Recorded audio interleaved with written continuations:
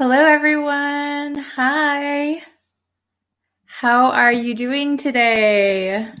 Anything interesting with you? Anything exciting? Okay, we're going to jump into the lesson. Let me move my microphone. Did that make a weird noise? Okay, so I hope you're ready for today's lesson. But of course, before we get into the lesson, if you could subscribe to the YouTube channel, if you could like this video, share it with a friend who's learning English, and you can like me on Facebook, turn on notifications, and then that way you'll know when I go live, when I post new lessons and things like that. Hello, everyone. Very good. Okay. I'm doing very well today. I'm a little bit busy. Usually today is my busiest day of the week. So I'm lucky that I can have this little bit of time to be on here with you guys. Hello, hello. I hope you're all happy and healthy. So we're going to jump into the lesson. We are going to be looking at articles today. Articles. So I have a little quiz for you. You can read the sentence, and we're going to choose between a, an, the, or no article. So we had some lessons on these in the past before. So I hope that you can remember when we use a, an, the, or no article. Okay, are you ready? Let's give it a try. I think there are 7 questions today, 7 questions. So I'm going to bring it up really quick. Okay, article or no article, grammar quiz. Very good. So let's take a look at the first one, shall we? Okay, number 1, question number 1. Every day I wake up and go to school. Is this one tricky? So we have a, an, the, or no article. Which one do you think? You can write it in the comments. Let's see who can get number 1 correct. I think we're starting off on an easy one.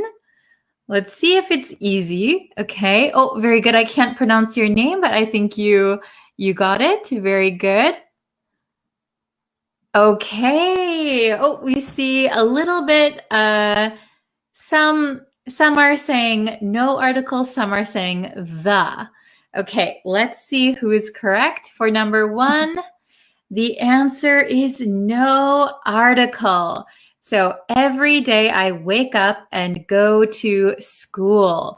So for school, when we're talking about the school that you go to, we are not going to say the or a, or of course not an, right?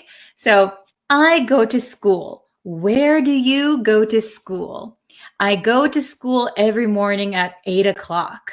Okay?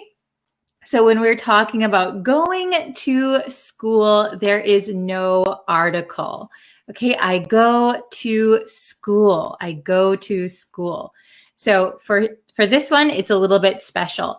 When we're talking about a school that you don't attend, that you don't go to, you could say the school. The school on the corner is very big. Or is there a school in your neighborhood? When you're talking about just a general school, we can use an article. But when we're talking about going to school, you're attending school, we would not use an article. Very good. That's a tricky one. Okay, how about question number 2? I bought new sofa last week. This one should be easy. I bought new sofa last week. Do we use a, an, the, or no article? Which one? Which one do you think? 1, 2, 3, or 4? Write your answer in the comments. Let's see if you can get it right. Okay, I see some people answering. Very good. Okay, excellent. So the correct answer for number 2 is I bought a new sofa last week. Very good. So we would not say the new sofa unless the other person already knows about the sofa, right? Generally speaking, if you suddenly told someone you bought a new sofa, we would use a. I bought a new sofa last week. Very good. That was a pretty easy one. Okay, let's try question number 3. Question number 3. Are you coming to party tonight? Are you coming to party tonight? And the or no article. Which one do you think is correct? Oh, I'm glad you're enjoying the class, Muzammil. I hope I pronounced your name okay. Very good. Okay. So I'm seeing a little bit of different answers here. So the correct answer for number 3 is the. Are you coming to the party tonight? So if there is a party tonight and someone is asking if you're coming, probably there is only one party. There is only one party. And that person knows what party you're talking about. So are you coming to the party tonight? If there were multiple parties, like 4 parties or 5 parties, then we could say, are you coming to a party tonight? One of them, but that's quite unusual, right? So we would stick with the. Very good. Yes, if party is used as a verb, we don't use an article. That's correct. Okay, but here it is a noun. So question number 4. Easy one, easy. Is that empty glass? Is that empty glass?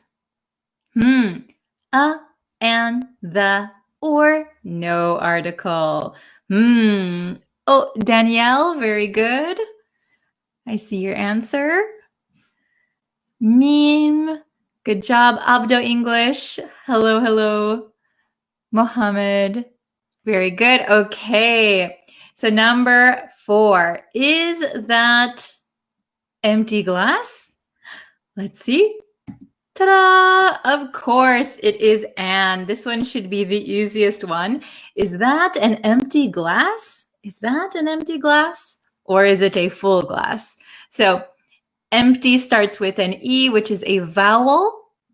It has a vowel sound.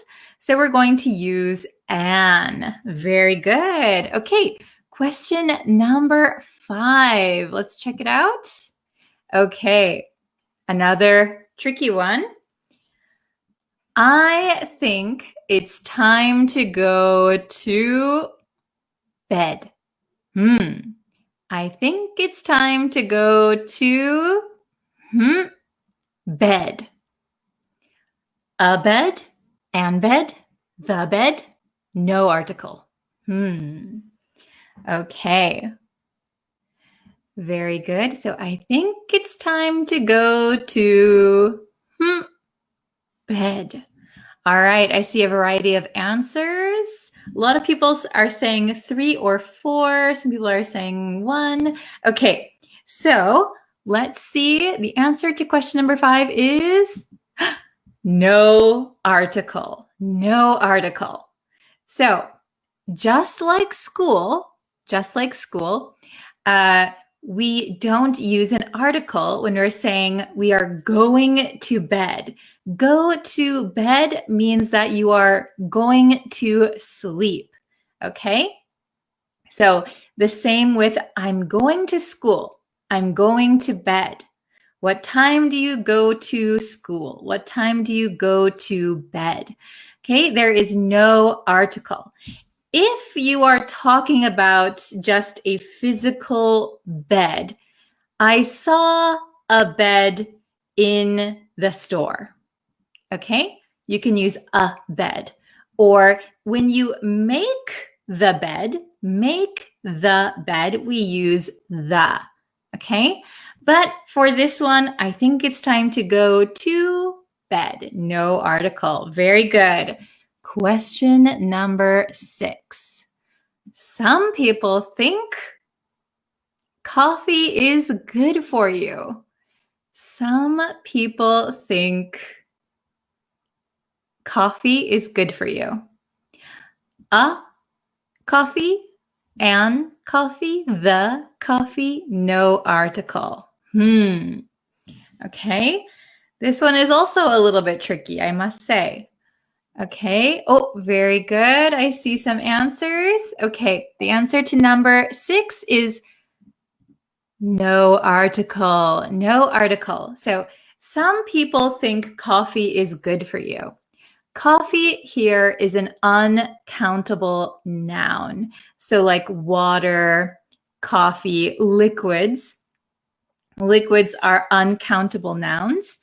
However, when we say a cup of coffee, a bottle of water, we can use articles. The cup of coffee, the water bottle. But here, this is generally speaking about coffee in general. So all coffee. So there is no article. Some people think coffee is good for you. Excellent. Okay, I think the next one is the last one. Question number 7. Have you ever visited Philippines? Have you ever visited Philippines? Let's see if you guys can get this last one. If you get this last one correct, I will be so proud of you. So, do we say Philippines, an Philippines, the Philippines, or no article Philippines? Okay, this is really tricky.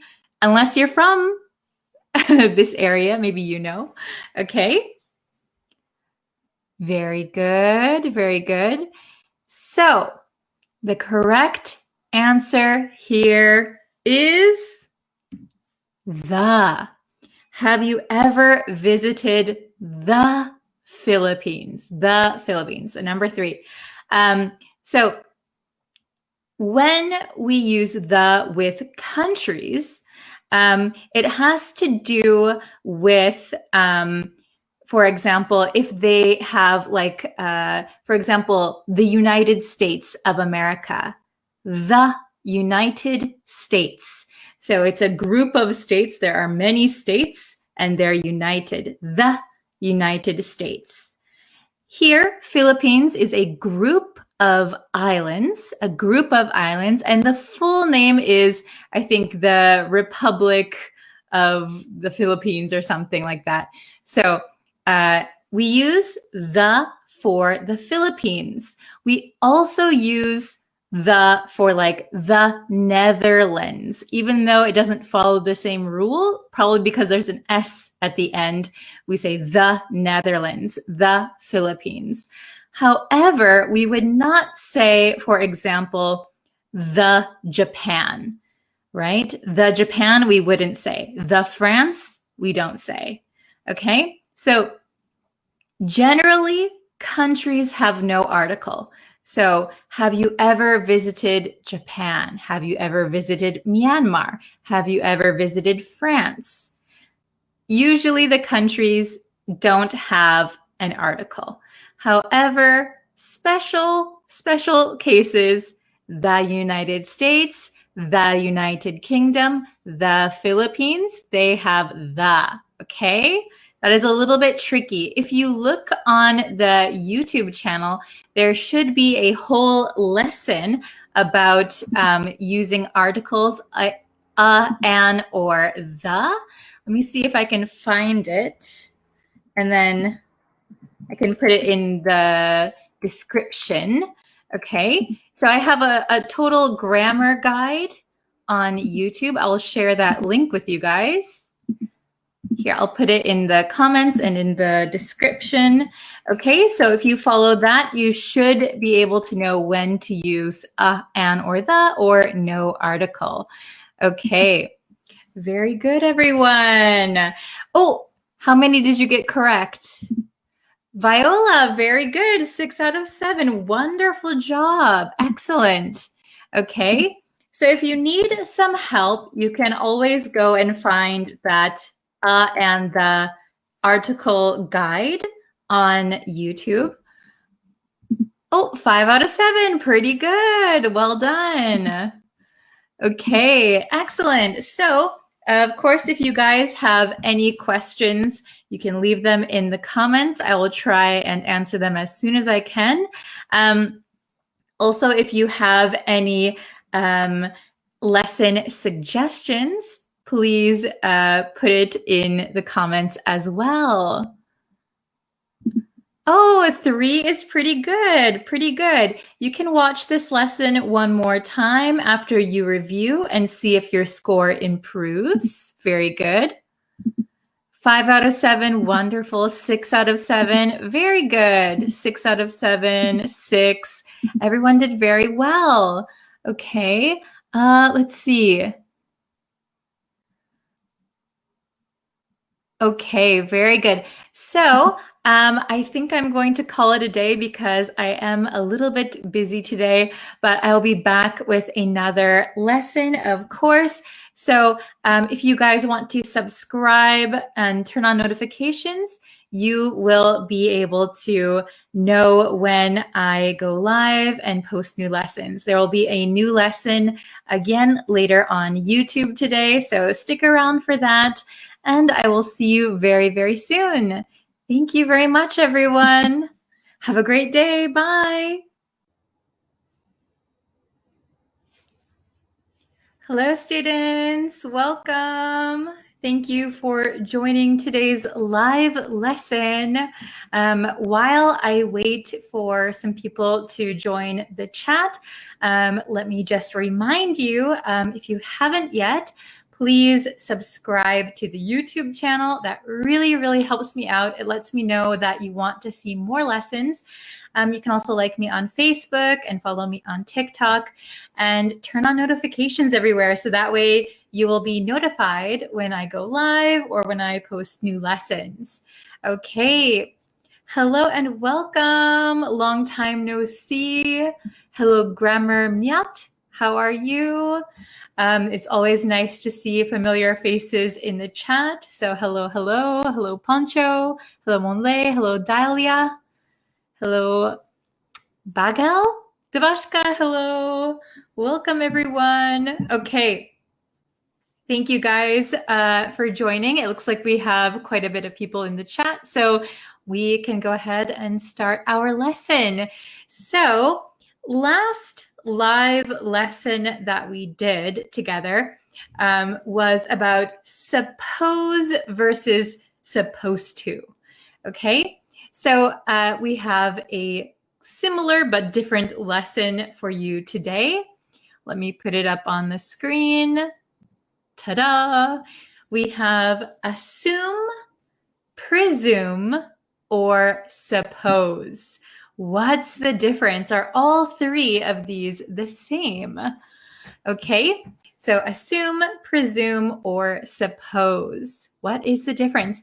If you know the difference, feel free to put what you think the differences are in the chat. This one is kind of a difficult one. I think if you ask a native speaker, they might have to think about it for a second. What is the difference? Assume, presume, suppose. Okay, so they are very similar. However, I wouldn't say that they are interchangeable from each other, with each other. So before we get into the lesson breakdown, I want you to know that assume and presume come from the same Latin root word. Okay, so they have the same root word. They have the same root in Latin. That's why they look so similar and mean such a similar thing. Okay? So just so that you know, they have the same root word in Latin. But in the English language, assume and presume are more like brother and sister and less like twins. Okay? They're not exactly the same. So let's get into it. Let's review suppose, okay? We learned suppose in the last lesson, but let's just quickly review it. So the suppose that we're looking at in this lesson is when you think that something is likely to be true based on some facts or your own assumptions, okay? So there might be some facts or just your imagination or your feeling, so you think something, okay? In, I guess, American English, a very similar word to suppose is guess, okay? I am a native speaker. I'm from Wisconsin in the United States. Okay, just FYI, I think some people are new in the chat. I'm from the US, but I live in Japan. Okay, so to think that something is likely to be true based on some facts or your own assumptions.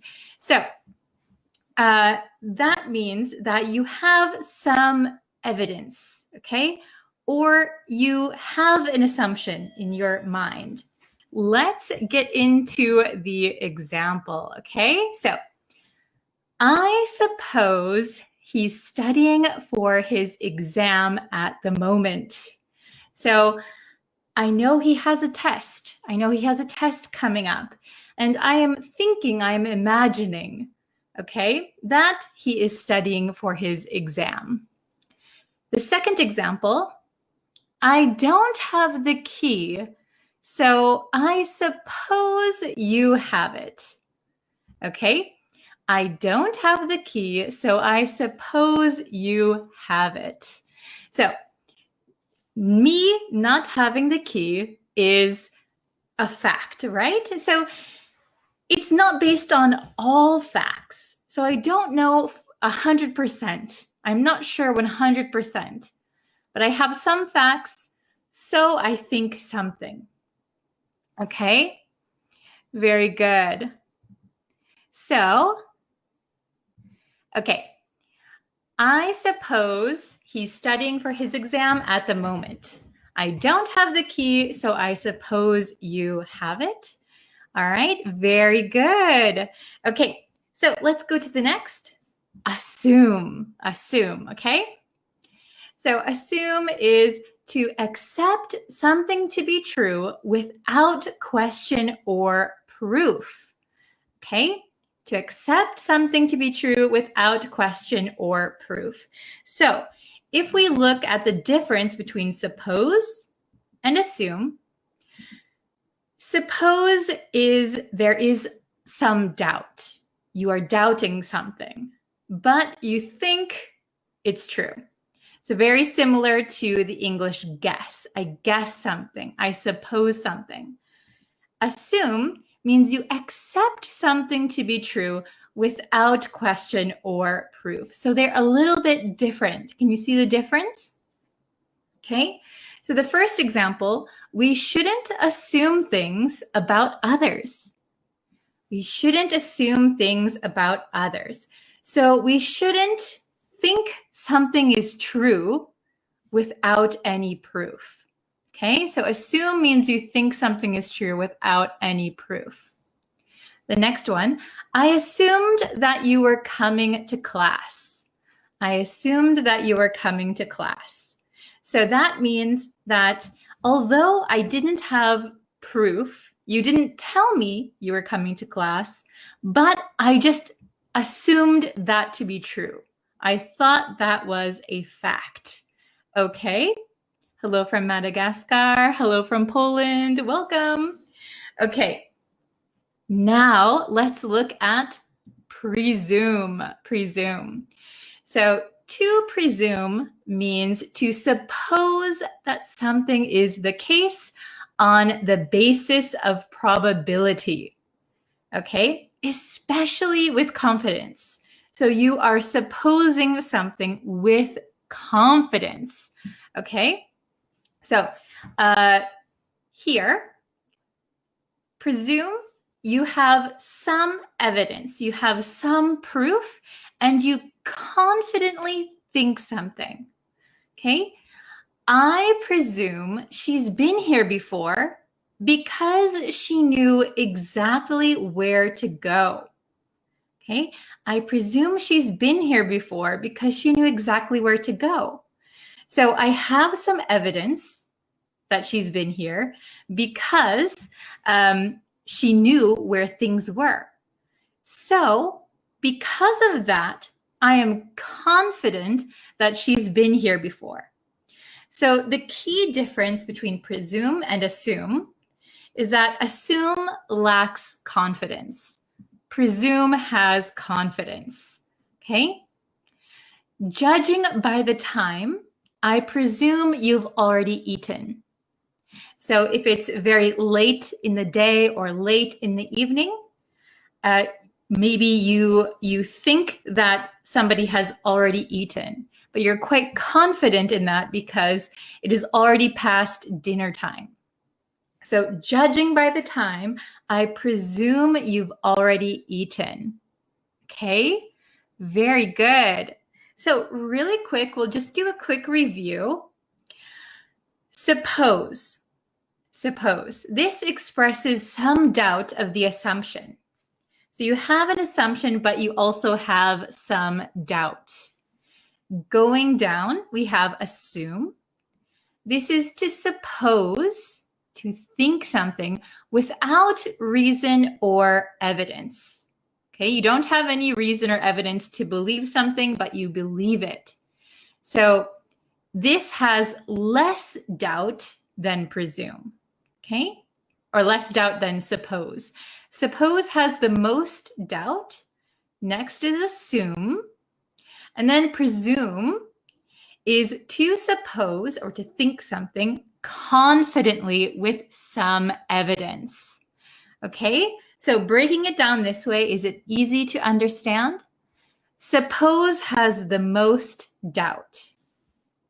Assume you don't have any evidence, but you think something to be true.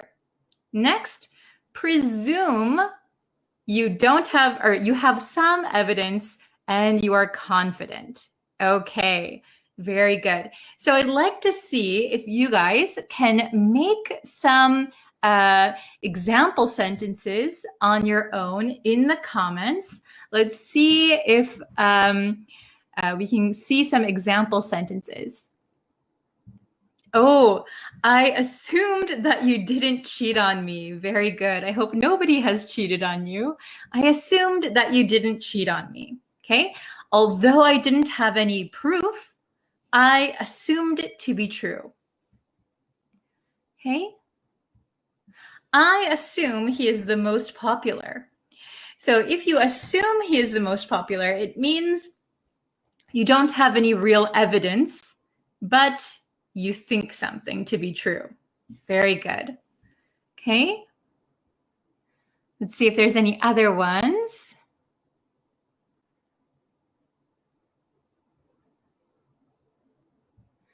I do not have enough money, but I suppose he will lend me some bucks. Ah, very good. So bucks, we say, could you lend me a few bucks? So instead of some bucks, usually we say a few bucks. But I suppose he will lend me a few bucks. But why do you assume that? I presume that because he is my best friend. Oh, well done. Very good. So I suppose he will lend me a few bucks. So I have some doubt, but I think it will happen. Why do you assume that? I presume that because he is my best friend. Well done. Okay. Ah, very good. I suppose you have learned some Japanese letters. Yes, your guess is true. Very good. I presume that you are a kind-hearted person, teacher. Oh, thank you very much. Good use of presume. I hope I've shown you something to give you some evidence of that. Okay. Lack of confidence leads to assuming things rather than presuming them. Very good. So we have an expression in English that if you assume something, it makes an ass out of you and me. So if you can see, assume has ass, ass. So sometimes we use the word ass meaning like an idiot or a fool. So if you assume something, that makes an ass out of you and me. Okay, so that's a kind of little joke that we have in English, because when you assume something, it means you have no evidence, but you just think something's true. Okay, very good. Oh, hello from Myanmar. Welcome. I assume you will teach us English. Your assumption is correct. Very good. I presume you are an extrovert because you talk very friendly. Oh, thank you very much. Actually, I am, I think, half an introvert and half a extrovert. Very good. Ah, I assume that ups and downs are a part of life. Very good, very good. So life has ups and downs. That's a part of life. Very good. Okay. Ah, very good. I won't presume to disturb you. Oops. I won't presume to disturb you. So maybe you are thinking of another way to use presume. I should mention that assume and presume have other meanings, but we're not looking at them today. We're just looking at the differences of the same meaning, okay? Or of a similar meaning. Okay. Ooh, I love this one. Do not make an assumption about me before you get to know me. Yes, very good and very true. We shouldn't make assumptions about people. Very true.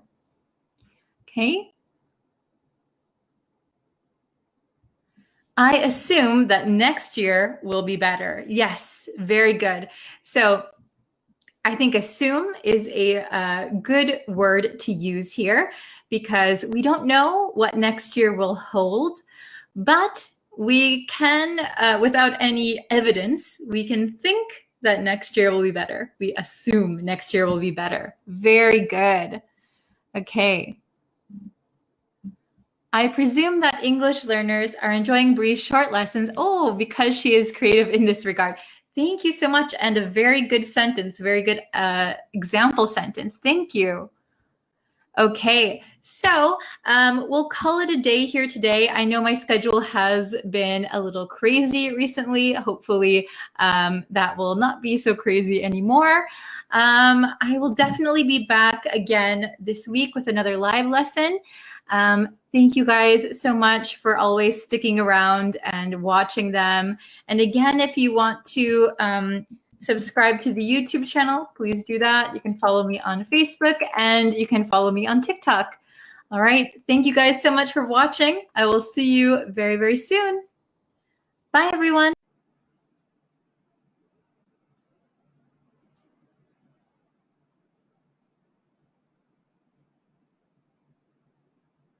Oh, hello, guys. I think I'm live now. Hi, everyone. How are you? I hope you can hear me again. Sometimes my mic works and sometimes it doesn't. So I'm just going to try. Oh, I hope you didn't hear that. I'm going to try my best today. I know this is like an odd time to start a live stream, but I thought like I'd see how many people are online right now. It's a really weird time to go live, but today I want to teach you a new idiom. So I have it all written out here. Ooh, can you see that? It's hard to see. Okay. So the idiom we're going to learn today is to bend over backwards. To bend over backwards.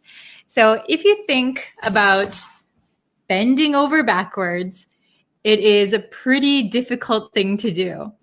So that is the origin of the idiom. It comes from gymnastics. So to bend over backwards is a difficult thing to do. So if you're doing it, you're trying really hard, okay? So let's look at the meaning.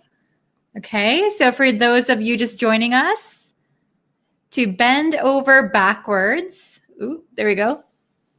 To bend over backwards means to try very hard to help or please someone. So to try very hard to make someone happy, to bend over backwards. Okay, it's really hard to see. Let's see. Can you see like that? Okay, so I'll move over here a little bit. Hi, everyone. Okay, so I'll give some examples, all right? We have some examples here. So we can use bend to bend over backwards. So it's like a verb. So we can use it the same way as a regular verb. So to bend can become bended, bent, bending, okay? So number 1, I bent over backwards to help him, but he never thanked me. I bent over backwards to help him, but he never thanked me. So I did a lot to make him happy. I tried very, very hard to please someone, but he never thanked me. So I bent over backwards to help him. I did a lot. Number 2, she always bends over backwards for her clients. She always bends over backwards for her clients. So that means that she tries very, very hard to please her clients. She does a lot for them. So if you think about a time where you helped someone, where you tried very, very hard to make them happy, that means maybe you were bending over backwards for them. Oh, hello. Nice to see you here. Okay, so please try and think of a time where you bent over backwards for someone. I think we do it a lot more than we realize. Hello. Yes, so if you're just joining us, we talked about the idiom to bend over backwards. So simply it means to try very hard to help or please someone. And I gave some examples. I bent over backwards to help him, but he never thanked me. She always bends over backwards for her clients. Okay, so remember that the origin of this idiom is from gymnastics. So to bend over, whoa, I hope you didn't hear that. I bumped the mic. To bend over backwards is a very difficult thing to do. Okay, so please write in the comments a time that you bent over backwards for someone. All right, thank you guys so much for watching. I'll have some new lessons uploaded very, very soon. And if you want, you can go over to the YouTube channel and watch all of the longer videos over there.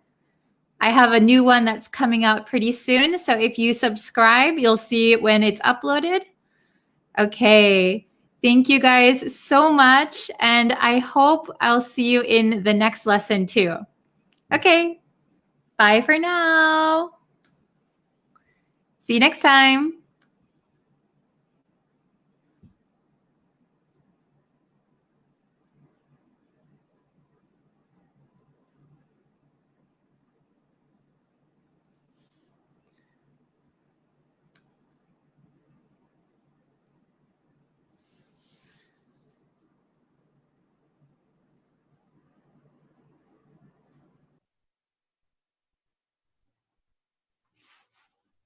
Hello, students. Hello, hello. Thank you for joining me today.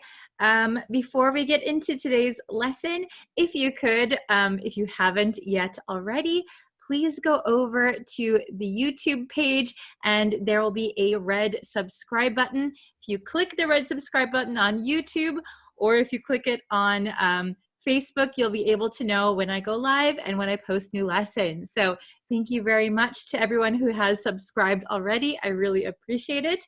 I'm trying to come up with new lessons every single day, so I hope you subscribe.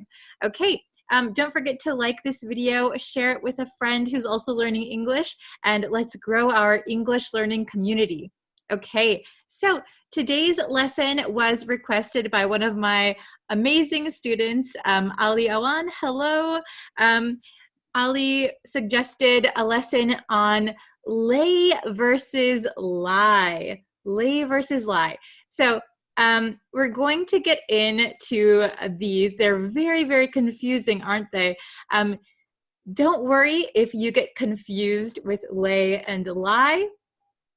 Even native speakers often get confused, and a lot of native speakers often use the wrong form of the verbs, okay? So don't worry, I'm here to help you. You'll be able to understand it hopefully at the end of this lesson.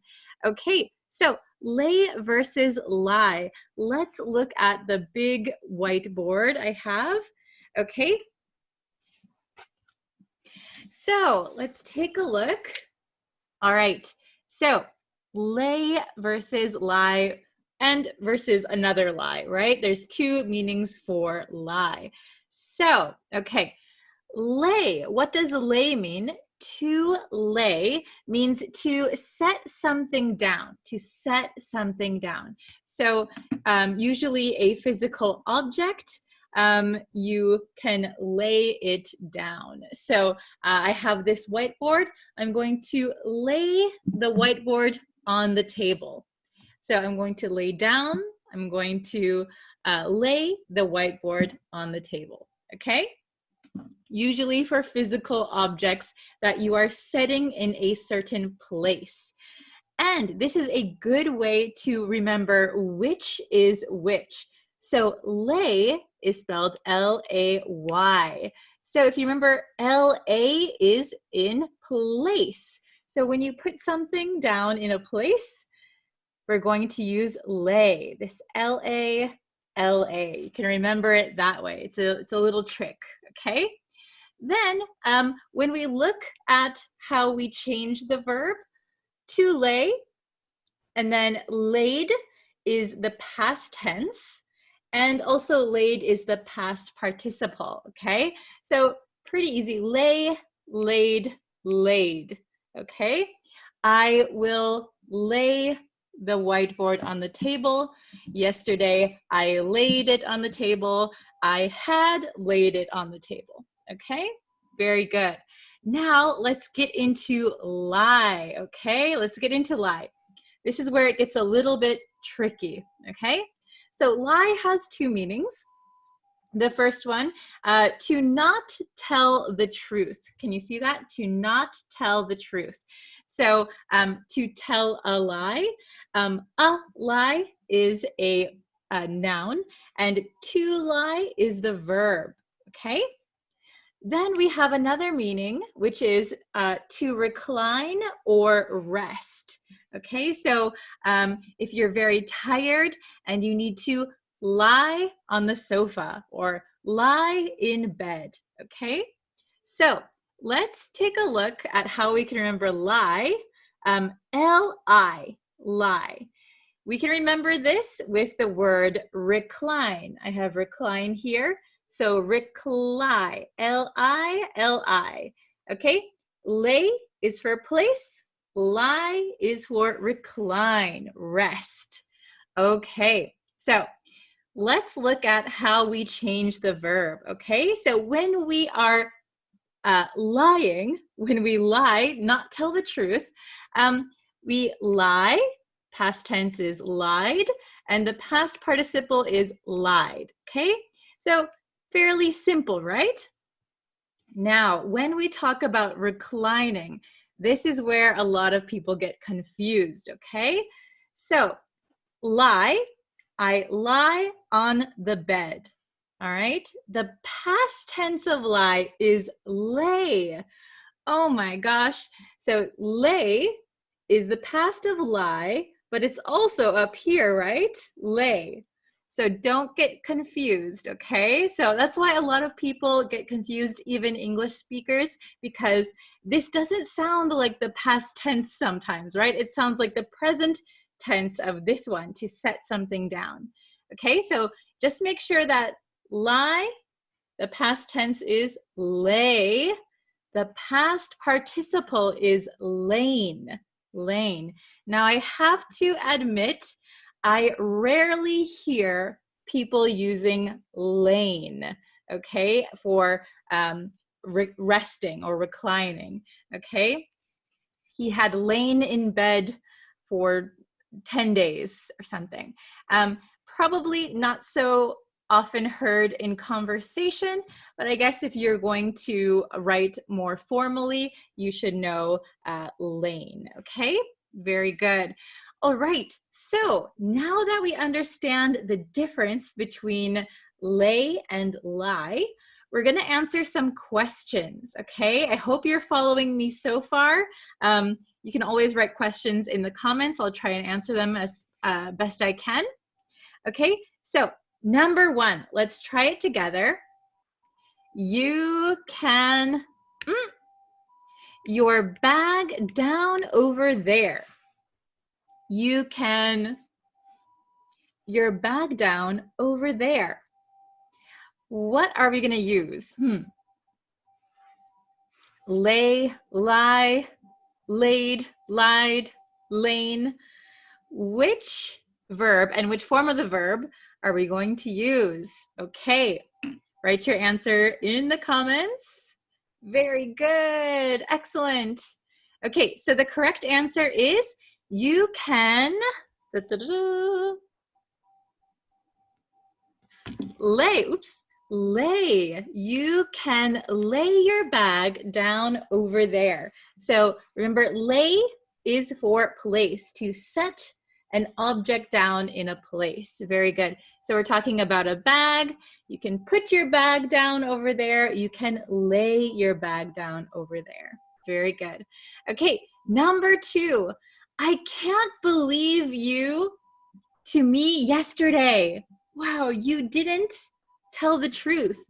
I can't believe you to me yesterday. Yesterday. Big hint here, yesterday. Okay, write your answer in the comments. Let's see who can get it right. Oh, very good. I'll give you a few more seconds.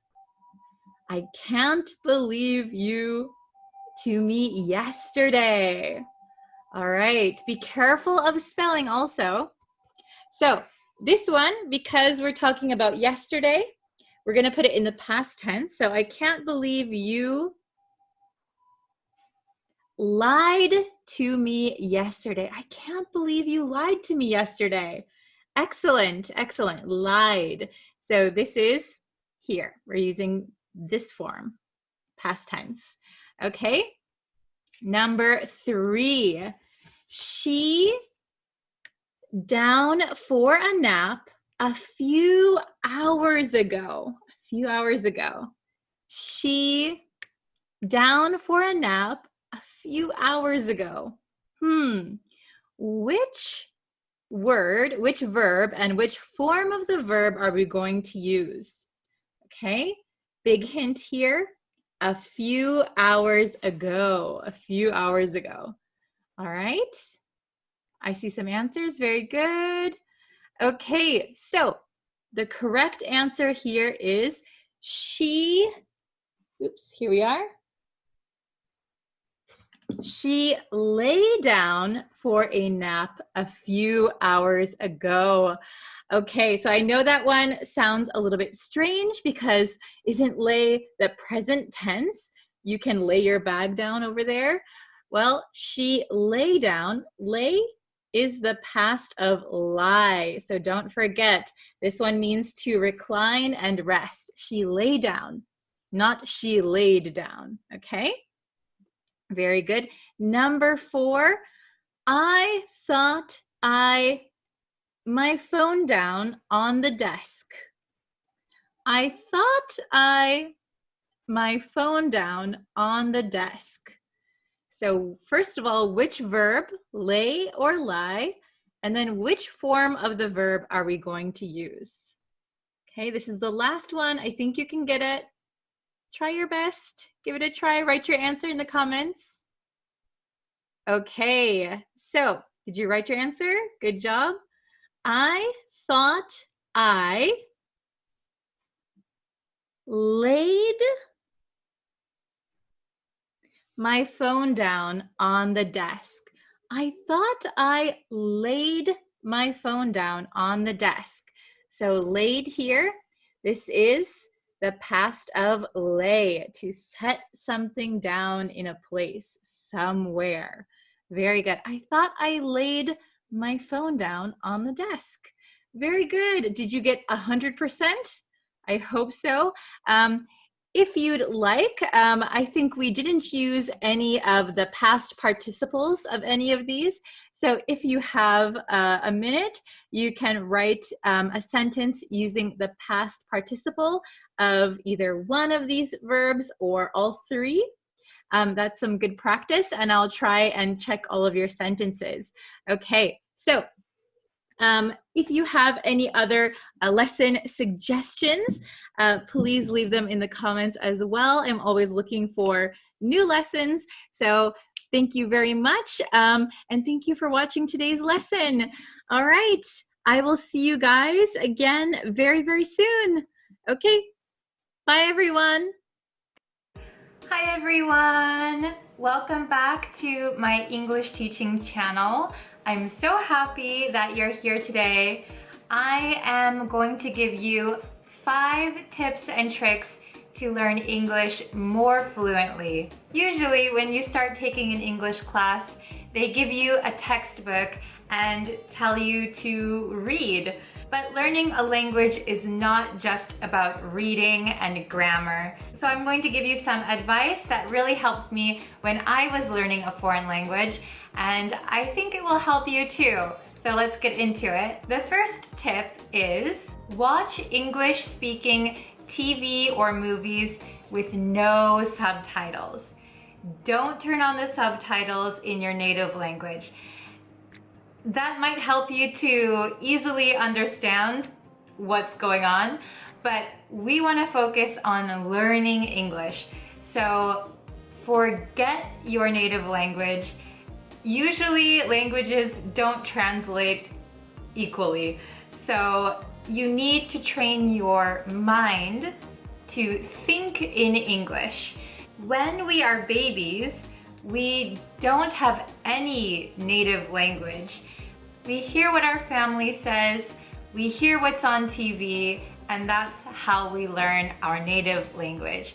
So in the same way, like a baby, we need to start from scratch. So what is really good for listening practice and for understanding intonation and pronunciation, we need to focus on what language we're learning. In this case, we are learning English.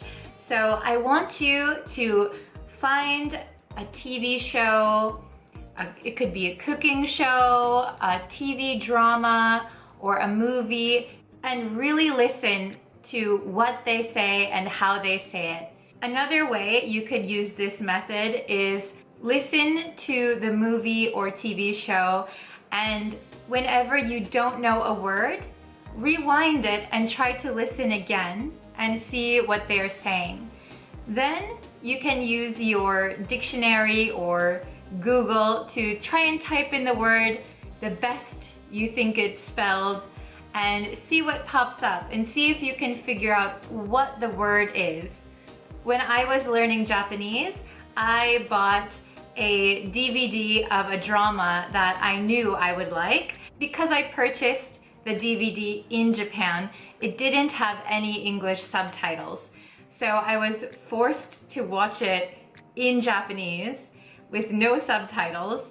I probably couldn't understand even 50% of what they were saying, but I listened, and when I heard a word I didn't know and I couldn't understand from the context of the TV show, I would use my electronic dictionary and I would try to type in the word, and I would think, oh, they said it like this, so maybe it's spelled like this, and I would find the word. Because it took a lot of effort, I remembered that word more.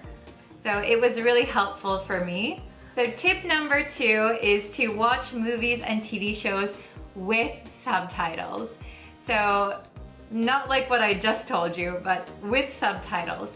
However, I don't want you to watch your movie or TV show with subtitles in your native language. No.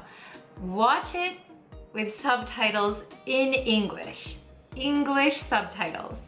That will help you listen to what they're saying and also help you read the words at the bottom. So you're getting the dialogue in 2 ways.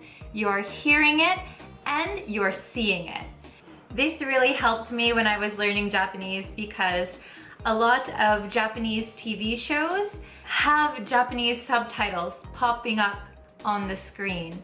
So I could hear what they said and read what they said at the same time, and it actually really helped me. I could understand the words that they were saying, and it helped me with pronunciation. So it was very, very helpful, and I really recommend this method. Tip number 3, sing. So singing is so helpful. You don't have to get up on stage. You don't have to sing in front of other people, but find a song that you like and learn the words. It's okay if you can't understand the nuance of the song completely or the meaning completely.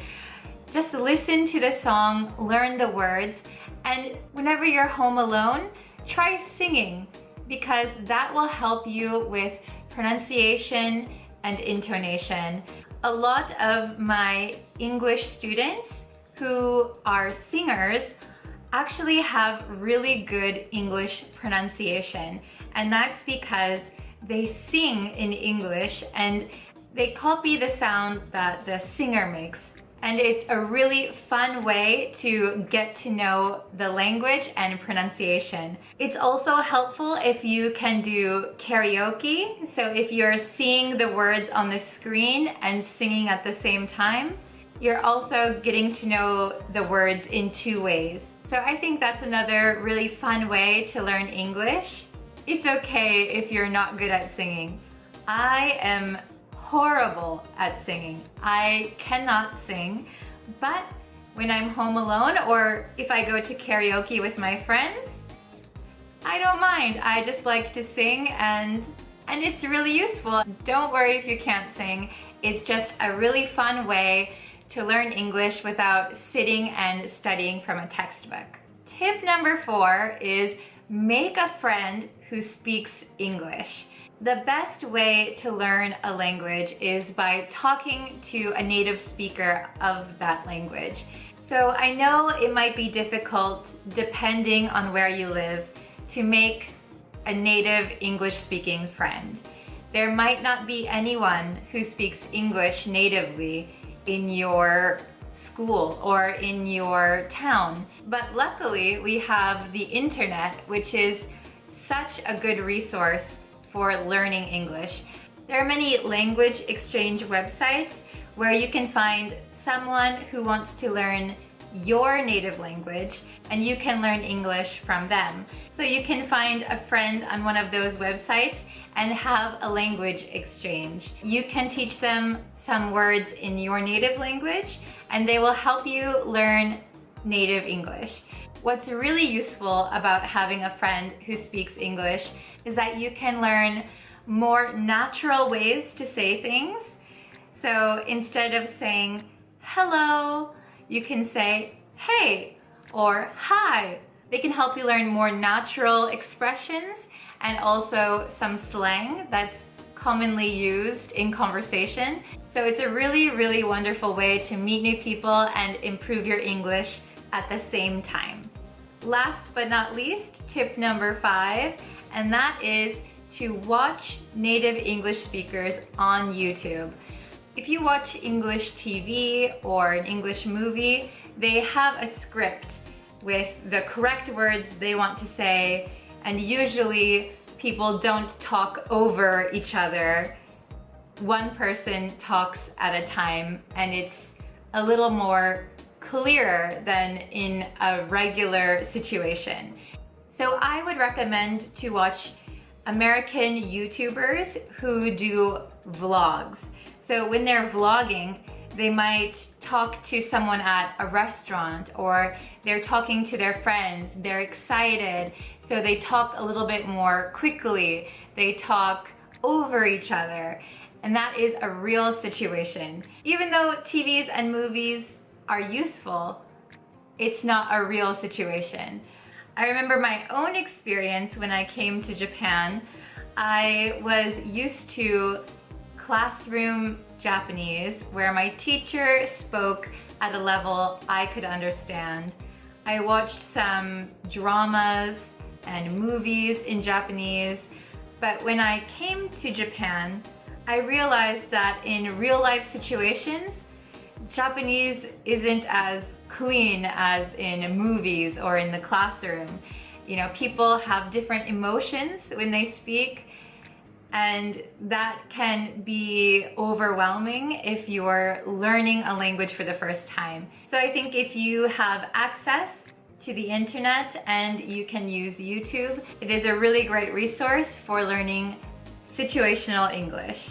So those are all my tips for today. Please leave a comment if you have any other tips or tricks that worked for you that I didn't mention in this video. Or if you have any recommendations for English speaking movies or TV shows, please comment them down below too. And thank you so much for watching today's video. I will see you in my next video. Bye!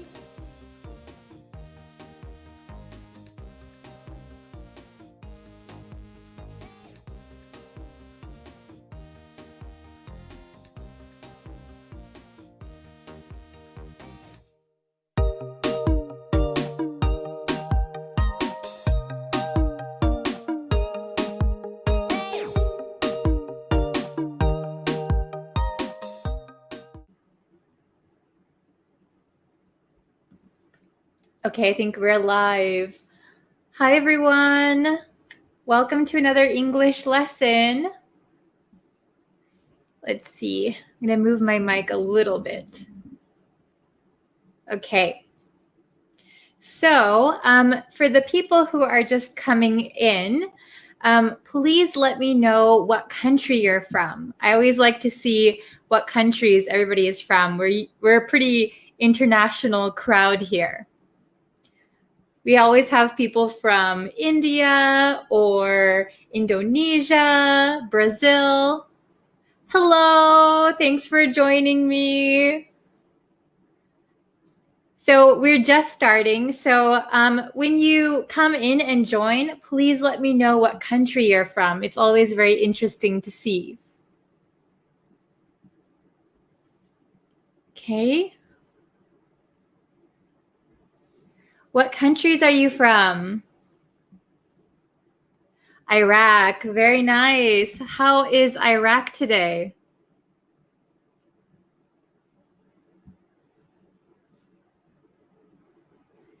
I know you've joined before because I remember your name. Okay, please don't forget to tell me what countries you're from, and then we'll start the lesson pretty soon. Today we are learning 3 idioms that will help you sound like a native speaker, okay? Oh, hello from Pakistan. Oh, Frederick, hello. How is everybody today? Thank you for joining me. I'm sorry I never give any warning from when I'm posting a live video. Switzerland, yes. I want to visit Switzerland. Oh, somebody from Pakistan. Very nice. Okay, so we're just starting the lesson. So we're going to learn 3 idioms that are going to help you sound like a native speaker or understand native English, okay? Oh, hello from the Philippines. Hi. Welcome, welcome. Okay, so I'm going to show you the idioms today. We are learning, the first one is call it a day. Call it a day. Call it a day. Okay? Does anyone know what call it a day means? Can anyone explain to the other students what call it a day means? Oh, hello from Myanmar. Nice to see you. Okay. Does anyone know call it a day? What does call it a day mean? Have you heard this one before, or is this completely new for you? Okay, so it might be a little bit new for some people. So call it a day means that you are finished with whatever job you're doing. You want to finish your work or your project. Let's call it a day. This means let's finish up for today. Let's stop working today. Okay? Oh, hello from Sri Lanka and Bangladesh. Hello. Oh, Frederick, you said you don't know them. Okay, that's good. So then these are some new expressions, new idioms.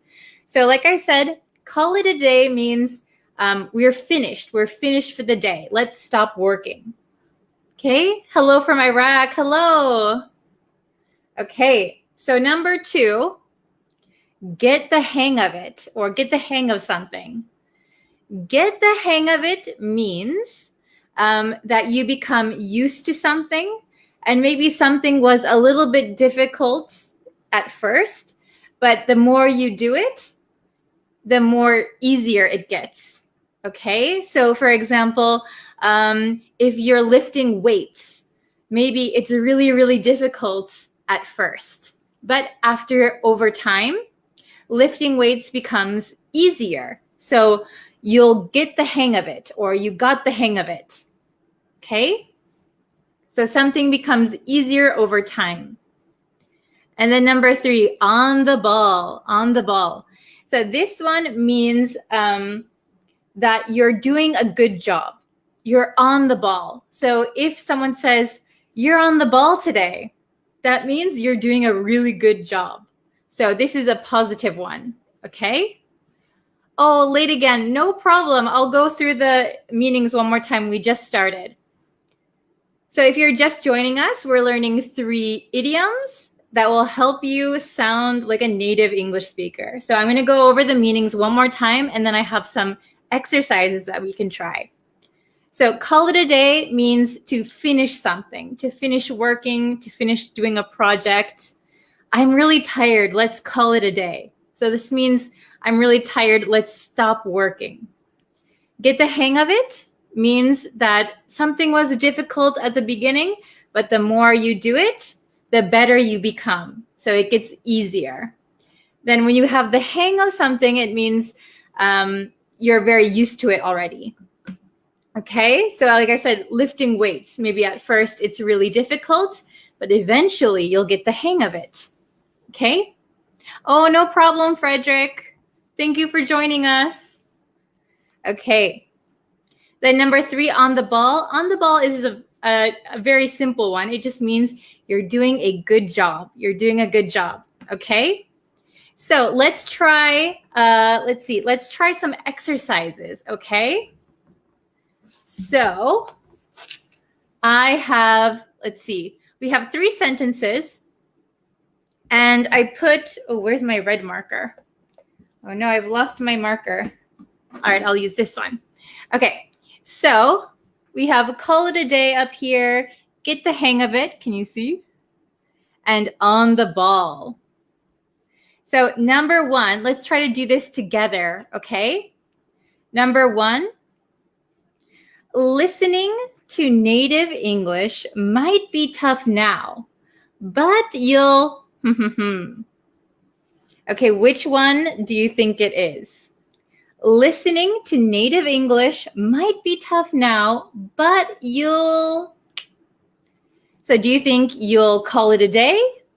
You'll get the hang of it? Or you'll on the ball? Which one do you think is correct? Oh, hello from Algeria. Very nice to see you. Does anyone know the answer? Listening to native English might be tough now, but you'll... Which of these three do you think is correct? Oh, very good. Very good. How can I pronounce your name? Is it Tanvir? Very good answer. Get the hang of it. That is correct. So I'm going to write it down. Excuse me while I write. Okay.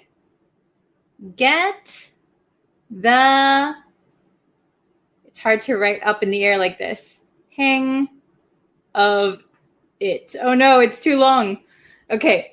So I couldn't fit it all on the line, but can you see that? I'm sorry for my bad handwriting. Get the hang of it. Get the hang of it. Okay?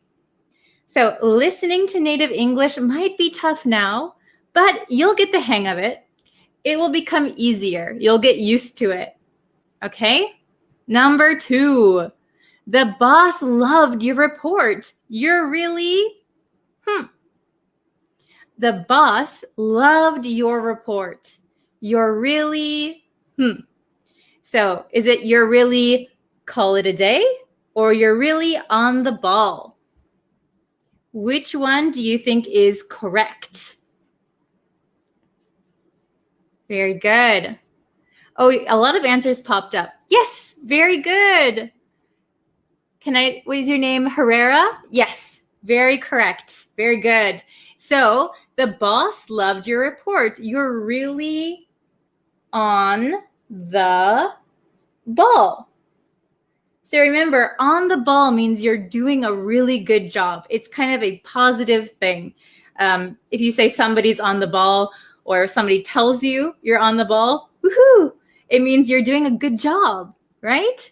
The boss loved your report. You're really on the ball. Okay, and the last one might be obvious because we only have one left, but we've been working since 7 a.m.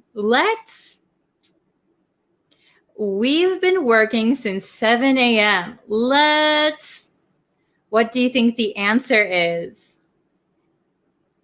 Does anybody know the answer? There's only one idiom left.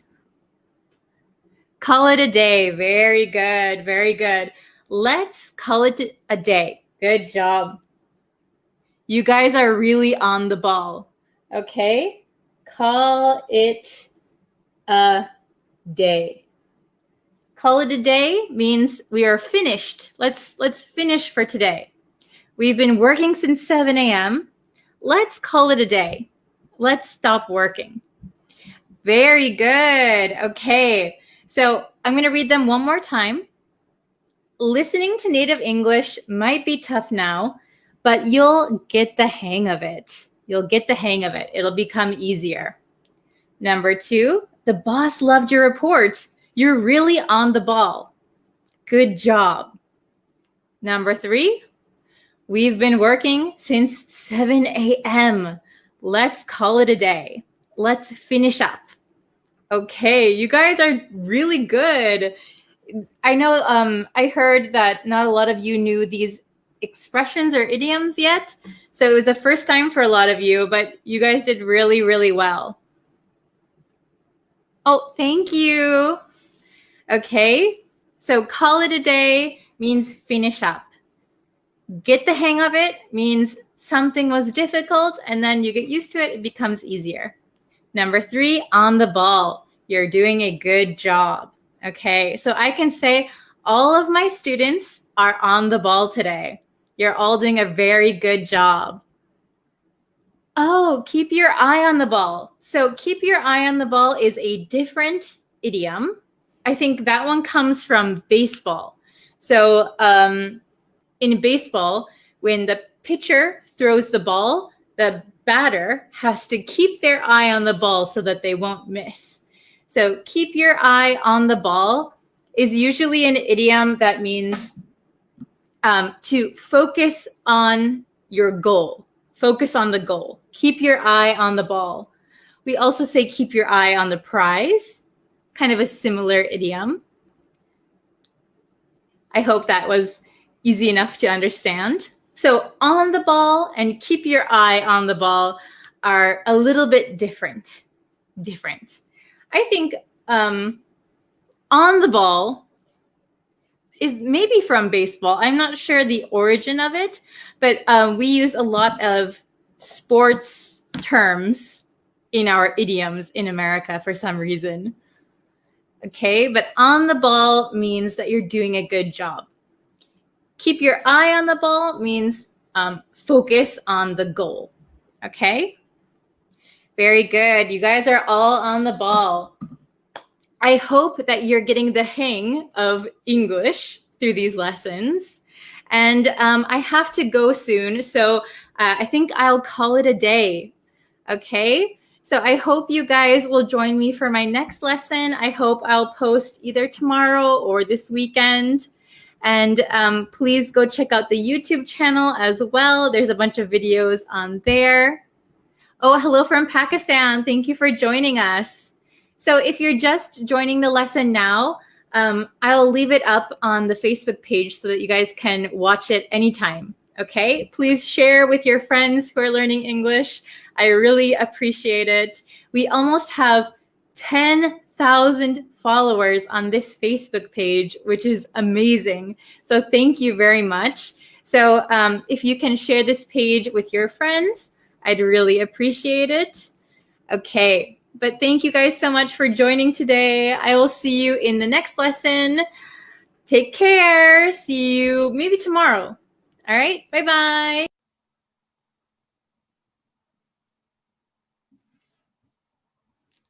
Hello, students. Welcome to our live stream lesson, our live lesson. Thank you guys for joining me today. So before we get into the lesson, of course, if I could remind you to please subscribe to the YouTube channel and like me on Facebook. Those two things really help me a lot. And then it helps me know that you guys want to see more lessons and that you're enjoying the lessons. So if you could do that, that really helps me out. Hello, everyone who's joining. Hello, hello. Hello to the chat. How is everyone today? Write down what country you're watching from.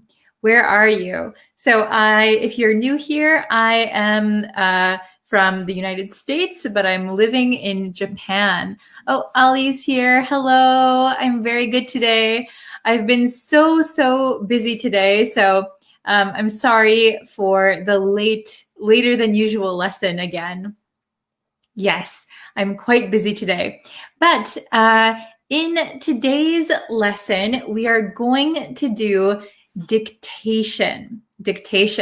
So if you guys haven't done a dictation lesson before, you're going to listen to a short English sentence that I will read.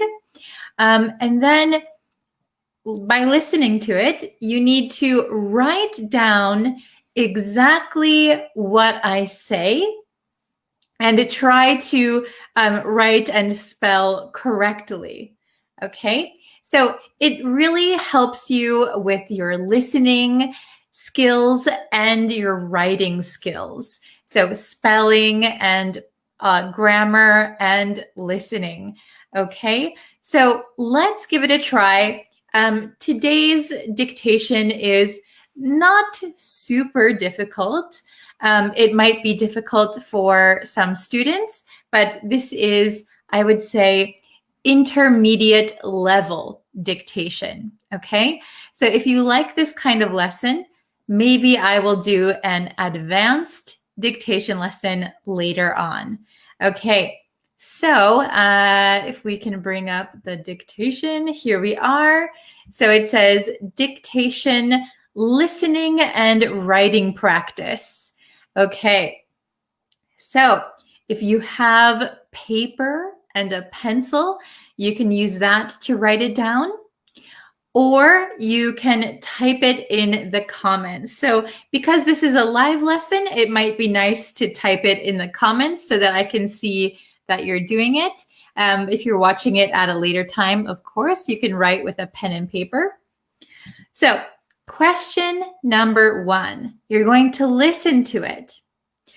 I will say the sentence at a native speed. Okay, at a native speed. So kind of a quick speed. I will say the sentence twice. Okay, so listen very carefully and write down what you hear. Okay, very good. So number one. We don't see eye to eye. One more time. We don't see eye to eye. Okay. Very good. So, I will say the sentence at a native speed. Yes. Oh, you're somebody's already writing down what I'm saying. Very good. Okay. I'll say it one more time. We don't see eye to eye. Okay. Please write down what you hear. Exactly what you hear. Oh, Aliawan has his answer. Very good. Okay, very good. Oh, I see lots of answers. Very good, very close. Okay, so the correct way to write this is we don't see eye to eye. Now I'll explain my pronunciation, okay? So when I say it at a native speed, we don't see eye to eye. So we don't see. So this T in American English kind of disappears. We don't see. It's called a held T, where our tongue goes in the position of the T, but we don't aspirate the T. So we don't see eye to eye. So here we don't see eye. And then this T is going to change to a flap T. So a D sound. Eye to eye. Eye to eye. We don't see eye to eye. Okay? Can you understand the pronunciation? Very good. Oh, sorry, I speak British English, so I got messed up by the flap T. Yes. So Americans love to change the T sounds. Okay? Very good. Let's try question number 2. So listen very carefully. I'll say it 2 times. Okay? Let's go to your friend's house. One more time. Let's go to your friend's house. Write down what you hear. Oh, very good. Okay, I see some answers. Excellent. Okay. Very good. Maybe this was an easy one. Okay. Oh, very nice. Okay, so the correct way to write what I said is, let's go to your friend's house. Let's go to your friend's house. So here, let's go to your. So here, go to your gets very, very squished together, right? So probably many of you could hear, let's go to your friend's house. Go to your. So here, go to, again, the flap T is present. Go to. go to your, we don't pronounce it as your because that is too difficult for us to pronounce when we're speaking quickly. So we shorten it and we don't open up our mouth that wide. Let's go to your friend's house. Go to your friend's house. Very good, very good. Excellent, excellent. Okay. Oh, really quick, Ali has a question. How do you pronounce? This word is ginger, ginger, ginger. It's a soft G sound, ginger. Okay, very good. Let's try question number 3. So listen and write. I will say it 2 times. Okay? What have you done? What have you done? Okay. Write down exactly what you heard. Oh, very good. Hello from Cambodia. Hello, hello. Nice, nice job. I see lots of people with the correct answer. Very good. Probably an easy one. So the correct answer is, what have you done? What have you done? What have you done? So what have you? What have you? What have, even though it's written like this, when we say it naturally, when we talk at a native speed, it really gets contracted down. What if, what if, what if? Again, we have that flap T. It's not what if, what if, what if, what have you done? What have you done? What have you done? Okay, very good. Let's try question 4. Question 4. You guys are so good. I'm going to have to make a little bit more difficult, advanced version next time. Okay, number 4 is a little bit longer, just a little bit. Okay, ready? I'm going to say it 2 times. Very good. Let me see what you wrote down. One more time. Let me see what you wrote down. Can you get this one? Is this a little bit tricky? I'll say it one more time, okay? Let me see what you wrote down. Is this one difficult? Easy? Okay, I see some answers. Very good, very good. Okay. I'll read it one more time. Let me see what you wrote down. Ooh, Ali, very good. Okay, the correct answer is, let me see what you wrote down. So tricky, right? Let me see what you wrote down. Let me see what you wrote down. Let me, so this T kind of disappears in let me. So a lot of the times Americans will say let me instead of let me. Let me see. Let me see. Let me see what you wrote down. This T again disappears. Wrote down. Wrote down. What you. This also can change to what you. Okay, so there are 2 ways we could say it. Let me see what you, so canceling this T. Let me see what you wrote down. Or, let me see what you wrote down. Let me see what you wrote down. Let me see what you wrote down. Or, let me see what you wrote down. Let me see what you wrote down.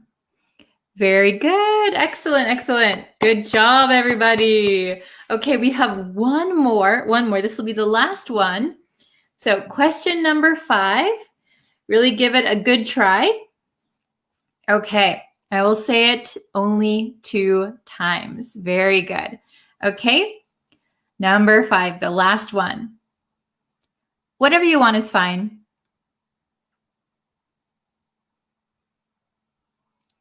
Whatever you want is fine.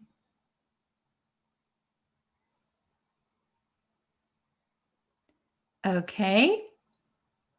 Write down what you heard. So Jan said, teacher, I see your sentences by opening captions. So if you have the captions on, the closed captions, those are automatic. So I think you can turn them off so it doesn't give away the answer. Okay. Oh, okay, very good. I see some different answers. Excellent, excellent. Okay, so the correct answer for number 5 is whatever you want is fine. Whatever you want is fine. Whatever you want is fine. Again, a lot to do with the T sound here. Whatever. So this T becomes a flap T. Whatever, whatever. Whatever you want is fine. So this T also kind of disappears. Whatever you want is fine. Whatever you want is fine. Whatever you want is fine. Whatever you want is fine. Okay, was it tricky or was it pretty easy? I think I saw Ali Awan's answers were all very good. I think some of them were a little difficult, but you guys did very, very well. I'm so impressed. Okay, let's see. Bree, will there be a new YouTube lesson today? Yes, there will be a YouTube lesson later today. I know, Ali, you have suggested some lessons. Those are on the way. I'm working hard on those lessons. So don't worry. I just have a long list. They'll be up soon. Very good. Okay, excellent. Good job. How many did you get correct? Did you get all 5 correct? Who got all 5? Can you write it down? Or did you get 4, 3, 2, 1, 0? That is okay. No problem. Okay. Let's see. Will there be a Pomodoro session today? I don't think I can do it today because of my schedule. It's a little bit tight today. But definitely again on Monday. I'm going to try and make it a regular thing. So hopefully Monday through Friday I can do it, but today I just have a really tight schedule. Okay.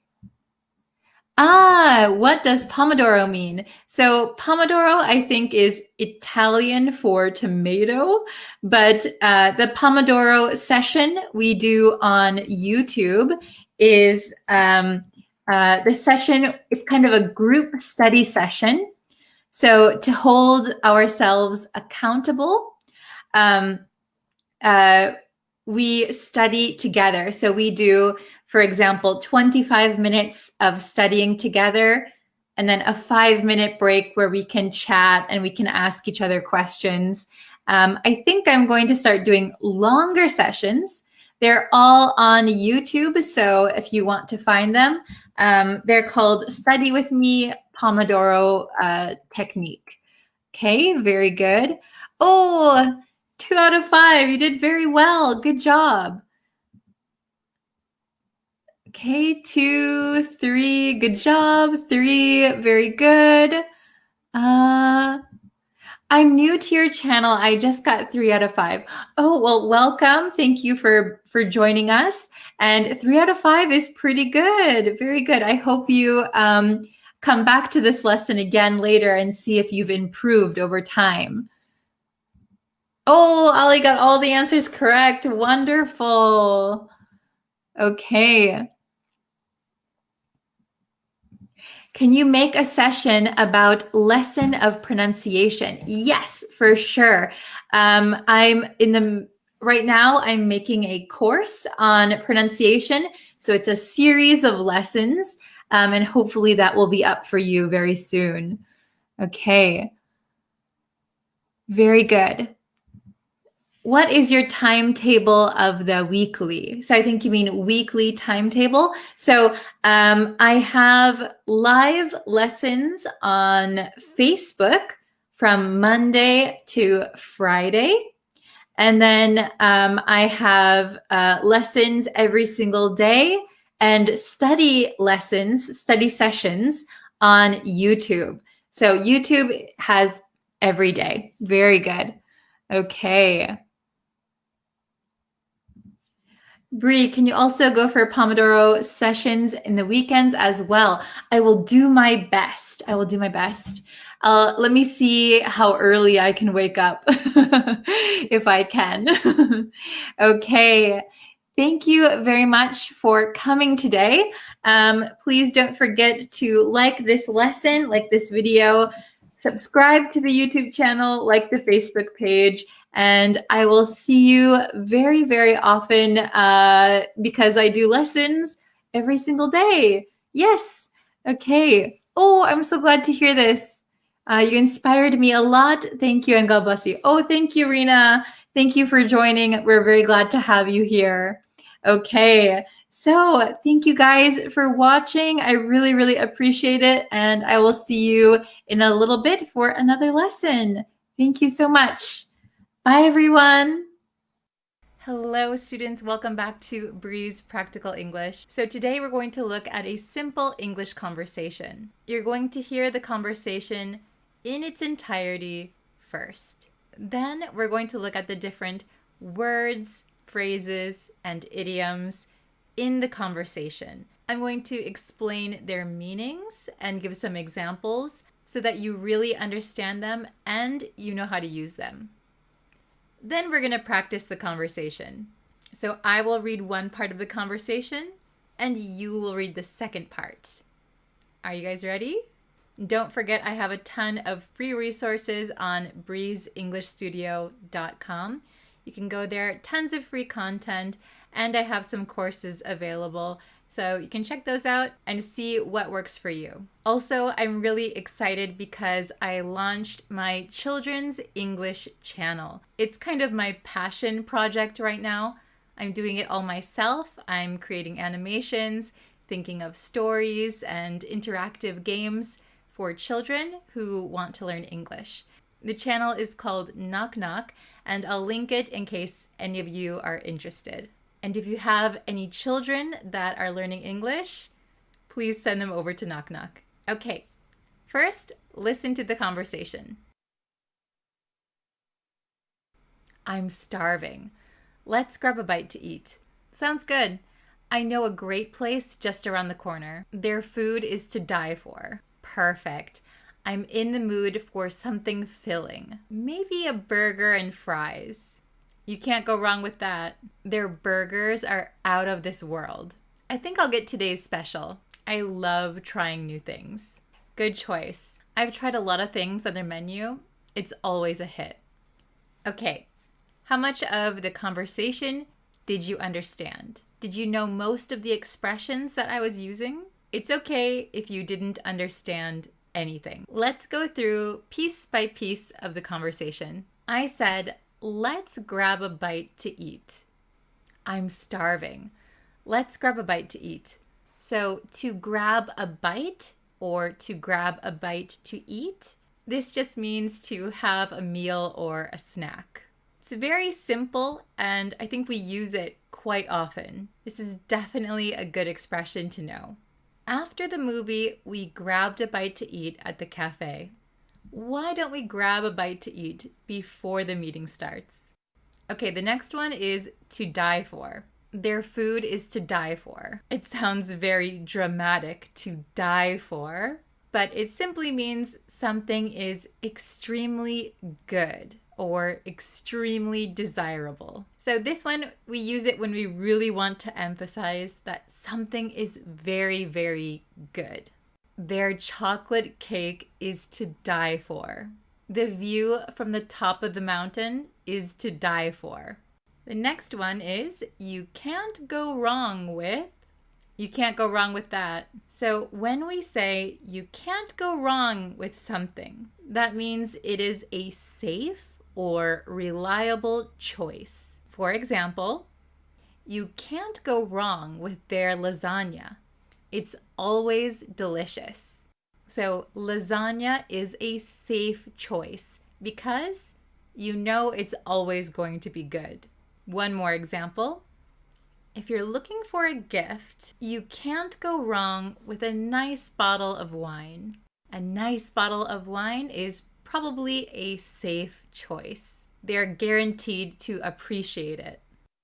Then we had out of this world. Their burgers are out of this world. If something is out of this world, it means it is exceptionally good. Very good. So when you want to say something is very, very good, again, we can use this phrase, out of this world. Their service is out of this world. The concert last night was out of this world. Okay, the next one is today's special. Today's special means a dish that is featured for a particular day. It's often unique or seasonal. Example, I'll have today's special, please. Today's special is grilled salmon with a lemon butter sauce. Okay, the last one was a hit. I've tried a lot of things on their menu. It's always a hit. If something is a hit, it means it's very popular or successful. The new dessert was a hit with all the customers. That means all of the customers enjoyed it. Her latest song is a hit and it's playing everywhere. Using idioms and phrases like the ones in this conversation are very useful because it enhances your conversation and it makes it sound more natural. It reflects how we usually talk in daily conversation. Today's conversation was talking about food and restaurants, and the idioms and phrases that we learned today reflect that conversation, but you can also use them in a variety of contexts. So try to use these idioms, expressions, new words that you've learned today in your next English conversation. I think people will be very surprised at how natural you sound. And remember, you don't need to fill up your conversation with only idioms, but if you use idioms once in a while, that is very natural. Now it's time for your real practice. Okay, I'm going to read the red line. You read the blue line. I'm starving. Let's grab a bite to eat.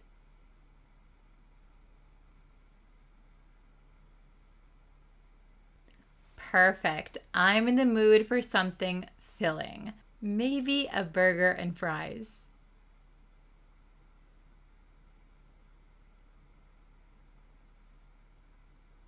I think I'll get today's special. I love trying new things.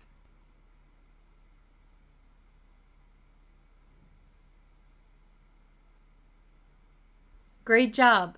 So you can come back to this lesson anytime to practice the conversation again.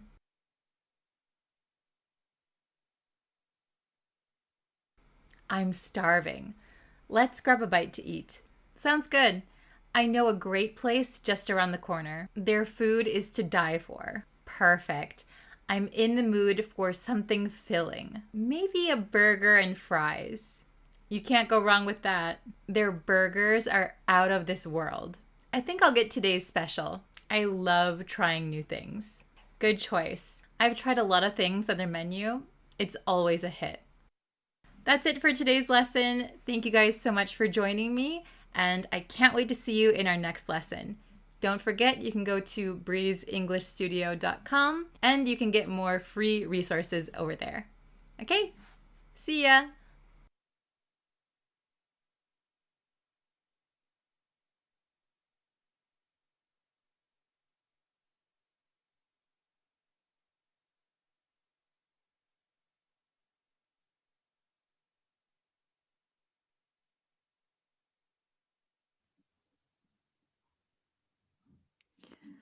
Hello, everyone. Welcome to this very impromptu English lesson.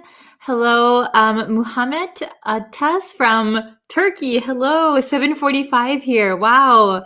Is that the morning, I guess? Is it 7:45 in the morning? It's about 1:45 in the afternoon here. I'm in Japan, so it's in the afternoon. Let's see. Okay, so I decided to do this lesson. You guys seem to be liking the live lessons with like current event topics. So what we're going to do today is oh, hello, Mustafa. Hi. We're going to look at Twitter's statement, and we're going to look at the vocabulary. So you might have heard that Donald Trump's Twitter was suspended. So Twitter actually kind of deleted Donald Trump from Twitter. So we're going to look at Twitter's statement, and we are going to break down the vocabulary, maybe some grammar, and just use it as kind of a learning tool, okay? Oh, hello, Isaias Garcia. Hello, Nanda. Nice to have you here. Devashka, hello. Bizarre Assad, hello. How is everyone doing today? Thank you for joining me on a Sunday. Okay, so we're going to jump into the lesson. We're going to look at just what Twitter's statement was, and we're going to look at the vocabulary, okay? So you can see, you can see this. This was Donald Trump's Twitter, right? So you can see there's no more profile picture, no more banner, and it says account suspended. Twitter suspends accounts that violate the Twitter rules. So can everyone see this all right? Let me check. Are you able to see? Please, could you talk with native speed ratio? Yeah, I will, sure. I will talk at a regular pace for you guys. This is kind of an advanced lesson. So, yeah, let's take a look. We're gonna only read until here, okay? Only until here. So very, very short, but we can look at some new words possibly, and some, maybe if you guys have some questions, I can answer them. Is it better? Can you see it should I do this? Maybe this way is better, okay? So this is a CNN article, but we're gonna read Twitter's statement. So the first sentence says, Twitter has suspended President Trump from its platform, the company said Friday evening. So this first sentence, it's pretty easy. So Twitter has suspended President Trump. So suspended has several meanings. For example, suspend could mean temporarily stop something.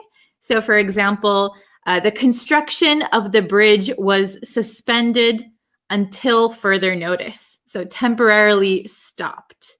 It could also mean officially prohibit. So for example, if a police officer does something wrong, maybe they can't be a police officer anymore. So the police officer has been suspended. So officially prohibited from going back to their job, suspended. I don't know about in your country, but in the US, if you are a very bad student, maybe you skip school all the time, you could be suspended.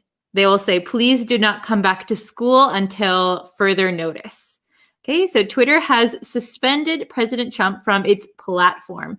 So we call places like Facebook, YouTube, Twitter, these are all platforms, okay? Social media platforms.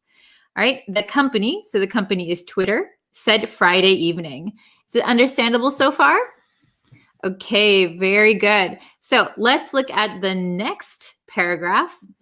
After close review of recent tweets from the real Donald Trump account and the context around them, we have permanently suspended the account due to the risk of further incitement of violence, Twitter said.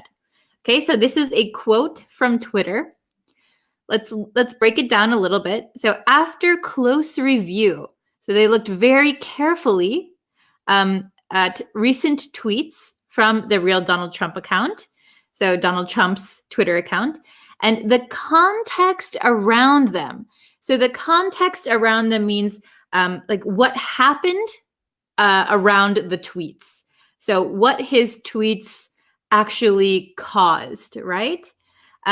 So the context around them, we have permanently suspended. Permanently means forever, forever, permanent. So for example, if you get a tattoo on your arm, it is permanent. So permanently suspended. He can never have a Twitter account again, right? It's permanent, never again, forever. Permanently suspended the account due to.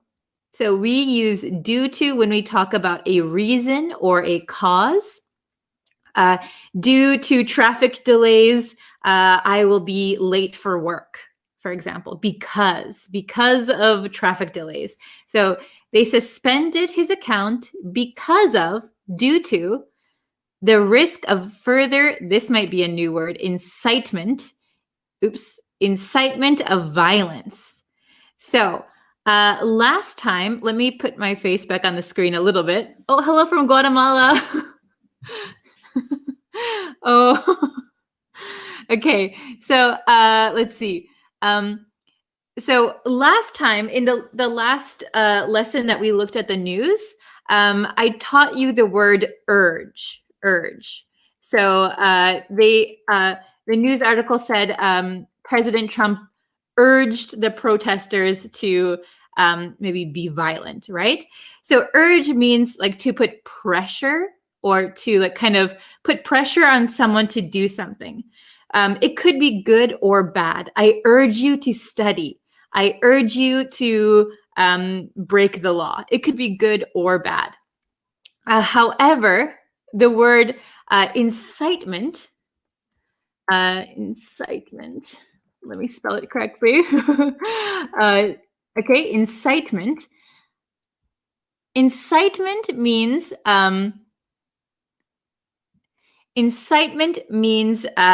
that you urge someone to break the law. So incitement is always something negative. So we say like incite violence, incite hate speech, for example. So those are always bad things. So urge just means put pressure to do something. Incitement is pressure or urging to break the law, do something bad. So in Twitter's eyes, let's bring this back up. In Twitter's eyes, they thought Donald Trump's account was putting risk of further incitement of violence. So more pushing of violence. Okay, is it understandable? Let me take a look at the chat again.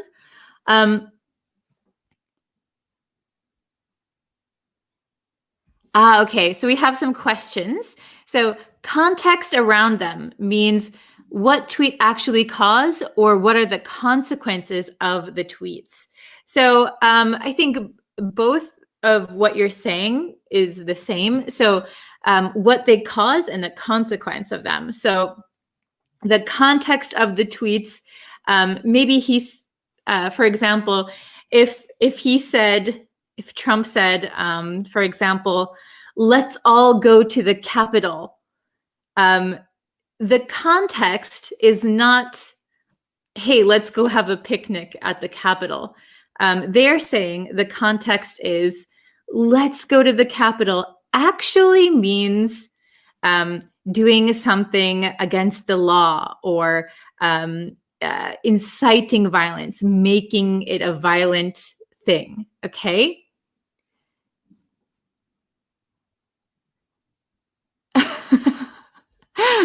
I'm too kind to troll. So funny. Okay. Yeah, incitement equals encouragement. Incitement equals encouragement. Yes. So encouragement could be good or bad. Good or bad. Like encouraging someone to commit a crime would be bad. But encouraging someone to do well on their test is a good thing.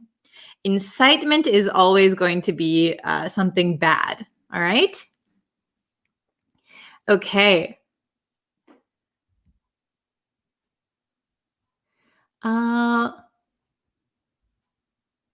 Let's see. Okay. So we're going to go back. Let me bring it back. Oops. Okay. So let's see. Okay. So everyone understand this part? We're going to go down to the last one. Okay. Last paragraph we're going to read. In the context of horrific events this week, we made it clear on Wednesday that additional violations of the Twitter rules would potentially result in this very course of action. Okay, so very small paragraph, but let's break it down. In the context of horrific events this week, so looking at what actually happened this week, okay, we made it clear on Wednesday that additional violations of the Twitter rules. So you can see it up here. This up here, Twitter suspends accounts that violate the Twitter rules. So when you violate a rule, that means you are breaking the rules. Okay, so we can use violations for anytime you break the law, right? So he violated the speed limit. So he broke the speed limit, right? He probably was speeding. So violations of the Twitter rules. Violation is a noun. To violate is the verb, okay? Violations of the Twitter rules would potentially. So potentially means possibly or potentially result in this very course of action. So this might be new for some of you, this very course of action. So in this sentence, very means exact, in this exact course of action. So it's kind of just emphasizing this course of action. So we could say, let me bring up my face again. Okay. So we could say, he is the very man I was looking for. He is the exact man I'm looking for. Of course, we could say, he is the man I'm looking for. But if you want to emphasize, he is the very, exactly, that's the guy. He's the very man. So this very course of action. And course of action means the action that they took. So suspending a Twitter account, right?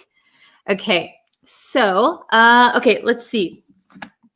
Let's read this one more time and then I'll answer some questions. Okay. Hold on one second. Let's see. Okay. Twitter has suspended President Trump from its platform, the company said Friday evening. After close review of recent tweets from the real Donald Trump account and the context around them, we have permanently suspended the account due to the risk of further incitement of violence, Twitter said. In the context of horrific events this week, we made it clear on Wednesday that additional violations of the Twitter rules would potentially result in this very course of action. Okay, so I hope that is understandable. Let's see. Okay, let me see some. Can you guys see me? I'm wondering if you guys can. Yeah, you guys can see me, right? Okay, so let's see. Oops, there's a lot of in the chat. Okay. Should we place the before very? So we don't always need the. So it depends what you're talking about. So in this case, it says in this very course of action, right? In this very course of action. So it is not the, but it's this. If you're talking about multiple things, these are the very people I was looking for. So it just depends what you are placing after very, right? Okay, good question. Can you please write the words one by one later? Sure. Could you let me know which words you are interested in seeing? What does context mean? So context means what is actually happening. So we have some, let's see. After close review of recent tweets from the real Donald Trump account and the context around them. So context is kind of a difficult word to explain, but context means, in this case, what actually happened. What are the events or, political climate surrounding these tweets? Okay, so what is the actual situation, right? I hope that explains it a little bit. All right. Let's see.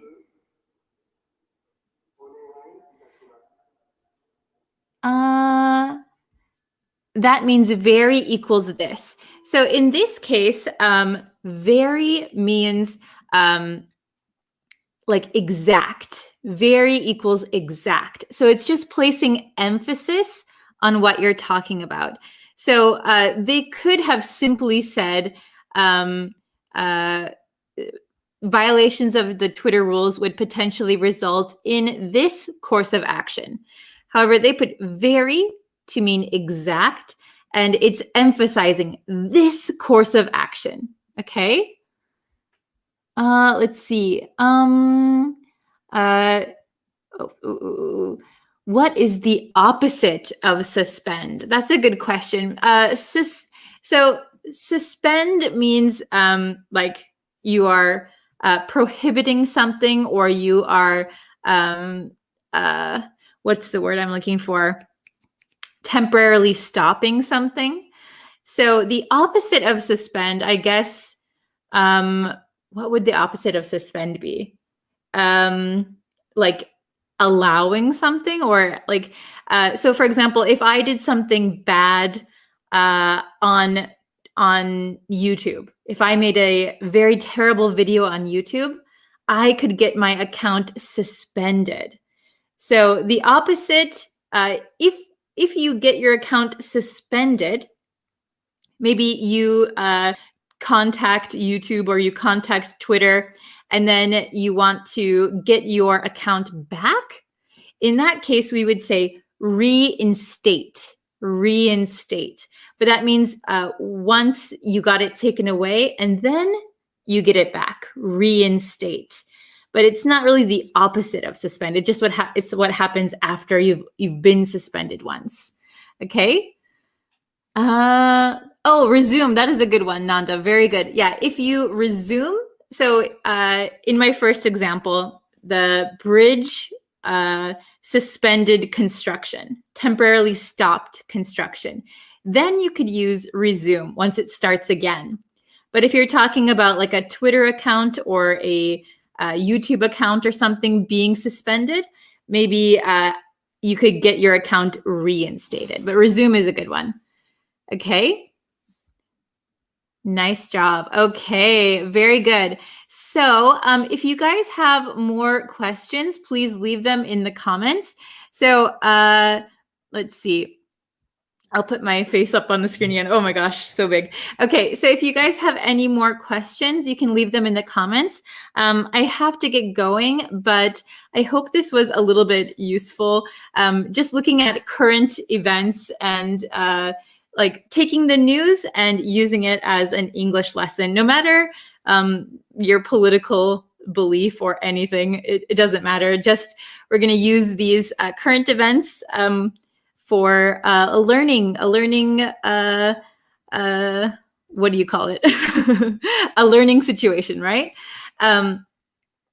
Let me know if you want me to look at different kinds of topics. So far I've just done what's happening recently in the US, but if you want to see like other topics of other countries or like light topics, like light-hearted topics, let me know. If you have any suggestions, please tell me. I'm open to anything. Okay, so let's see. Oh, very good. Okay, Twitter permanently suspended Trump's account on this very first time, or they warned him earlier not to repeat this incitement of violence again. Okay, good question. So first they warned him. They deleted some of his tweets and they said, hey, if you do this again, let me pull up the article one more time really quick. Actually, let me make it bigger. Okay, so they said, in the context of horrific events this week, we made it clear on Wednesday, so this happened on Wednesday, that additional violations of the Twitter rules would potentially result in this very course of action. So this very course of action was permanently suspending the account. So on Wednesday, they saw he was tweeting some things that they didn't like that broke Twitter's rules. So they warned him. And then apparently he tweeted some more things that Twitter did not like that they said broke their rules. So it resulted in permanently suspending his account. So Donald Trump no longer has a Twitter account. Okay. All right. Okay. So learning political topics and words can be used in that situation. Okay. I will include those in the lessons. Oh, Tetewin, I'm late. Oh no. Sorry. I just decided to come online, but we just talked about Donald Trump's being suspended from Twitter. So we looked at that article, but I do have to get going now. So I have to end the lesson. I will take into consideration all of your suggestions and we can continue from there. If you have any other questions, please leave them in the comments. All right. Thank you everyone so much. And I will see you guys tomorrow for a brand new lesson. Bye everyone. Hi everybody, welcome back to another English lesson. If you would like, please hit that red subscribe button and that way you'll know when new lessons are uploaded. Also, don't forget to hit the like button if you like this video and please feel free to leave a comment. So in today's lesson, we're going to talk all about money in English. And today's lesson is going to focus on cash. But what is cash? So cash is the physical money that you hold and you keep in your wallet and you hand over when you pay for something. I know a lot of people have started using just credit cards or debit cards, and we're going to get into those in a different lesson. But for today, we're going to focus on cash. Let's start with the basics. It's probably the same in your country, but we have bills like these. These are bills, and bills are paper money. Okay, so we have quite a lot of different kinds of bills in the US. Bills are paper money.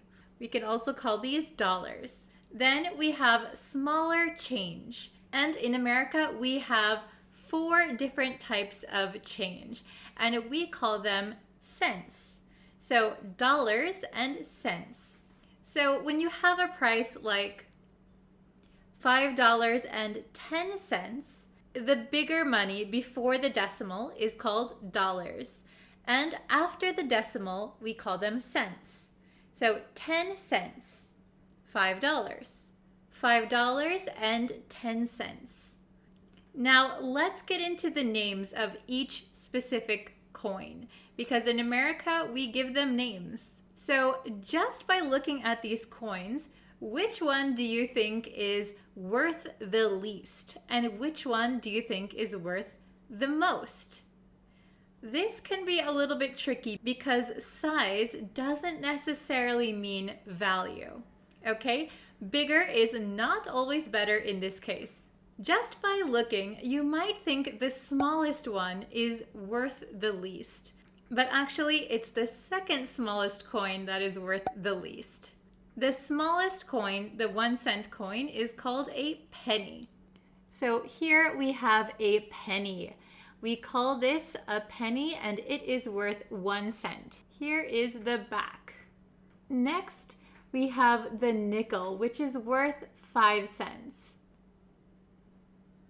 Then, the smallest coin is worth 10 cents, and we call this a dime. It may be the smallest coin, but it's the second highest in value. Then we have the biggest coin, which is worth 25 cents. This is called a quarter. It is called a quarter because it is worth 25 cents, aka 1/4 of a dollar, or otherwise known as a quarter of a dollar. So we call this the quarter. And if you know what quarter means 1/4. So the quarter is 25 cents, which is 1/4 of a dollar. So that name actually makes sense. Okay, so now that you know penny, nickel, dime, and quarter, let's move on to the bills or the paper money. So like I said, we have many different kinds of bills. So for bills, it's actually very simple. We don't really have individual names for each bill. But I will teach you some tricks to sound more native when you're talking about cash. Let's just go over the basics. This is a $1 bill. This is a $5 bill. Unfortunately, I don't have a $10 bill to show you, but it looks pretty much the same as the others. The next one we have is the $20 bill. I also don't have a $50 bill to show you, but I do have a $100 bill. So as you can tell for the bills, they're pretty easy to distinguish. They have the number very big printed on the front. So we just say the $1 bill, a $10 bill, a $20 bill, a $100 bill. Okay, so something something dollar bill. We can also just say a 5. Do you have a 5 on you? Now, if you want to impress your friends and sound more like a native speaker when talking about money, instead of saying dollars, you can say bucks. Bucks. I have $5. Could you lend me a buck? My heating bill was $100. Okay, so if you use bucks, you're gonna sound more natural, more like a native speaker who knows what they're talking about. And I'll give you one more pro tip about talking about money. This is a $100 bill, or you could say $100. But if you really want to sound like you know what you're talking about, you could call this a Benjamin. You might think, why are we giving it a name like Benjamin? Well, it's all because of this fella right here. So this is Benjamin Franklin. Benjamin Franklin. You can even see his name, Franklin, written down here. So Benjamin Franklin was a famous scientist, inventor, and he helped forge the Declaration of Independence of America. So that is why he's on the $100 bill. And so we can call this a Benjamin. So if you want to speak very casually, you could say, I dropped a couple of Benjamins on lunch yesterday. That means you spent maybe $200 on lunch, which is a lot. So if you want to sound really American and a little bit casual, you could say a Benjamin. I dropped a Benjamin. That means you spent $100. Got it? So even though a lot of people go cashless today, I think it's still important to know the names of these bills and coins because it's really a part of American vocabulary.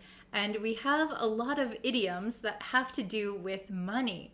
So I just did a live stream over on Facebook where I taught the idiom a dime a dozen. A dime a dozen. So if you remember, a dime is only 10 cents. It's a very small coin. It's worth 10 cents. And a dozen means 12. So if you get something for a dime a dozen, that means you bought something that was very cheap. So we could say cars like that are a dime a dozen.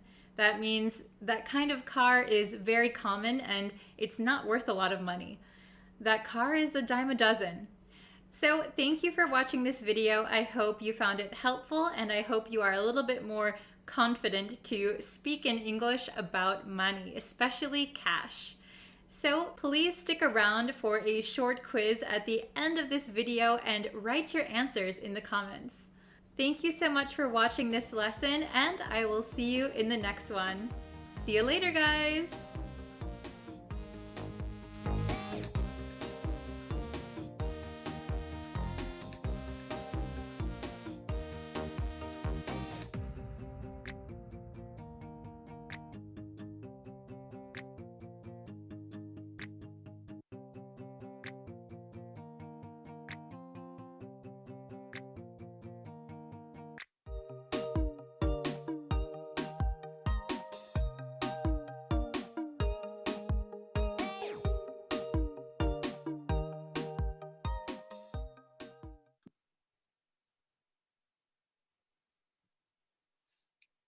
Hello, students. Hello, hello. Welcome, welcome. Thank you for joining today's lesson. Let's see. So I'm going to get right into it. So if you are joining in the chat, you can, I'm going to have some exercises. So if you're joining in the chat, you can leave your answers in the chat. Or if you're watching this a little bit later, you can leave your comments or your answers in the comments, okay? So please do that, and we're gonna just get into it. So today we're going to learn the difference between these two expressions, and these are very, very tricky. So I noticed a lot of my students make a mistake regarding these two, okay? So this is what we're going to learn today. We're going to learn on time versus in time. Okay, on time versus in time. Aren't they the same? Don't they mean the same thing? Okay, well, I am going to help you better understand the difference. And it's very, very similar, right? There's only one letter different, right? So actually, we use on time.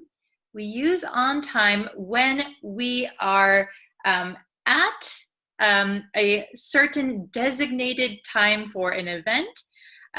If we arrive right when the event is supposed to start, or just a little bit before. So we're not too early for something, and we're not late for something. Okay. However, in time just means you have sufficient time. You have enough time to do something or to get somewhere. Okay, so the tricky thing is that even if you are not on time, you can still be in time, right? So, but if you are on time, you can be in time, but if you're not on time, you can still be in time. So there is a little bit of a difference there, okay? So let's look at my bigger whiteboard and then we can see a little bit more clearly, okay?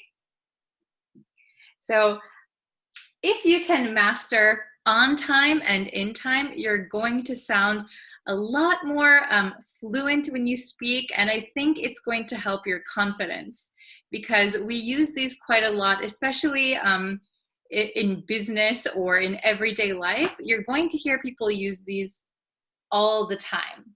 So, okay, I have it written out here. I'll move a little bit. Okay, so we have on time, not especially early, and not late for a designated time, okay?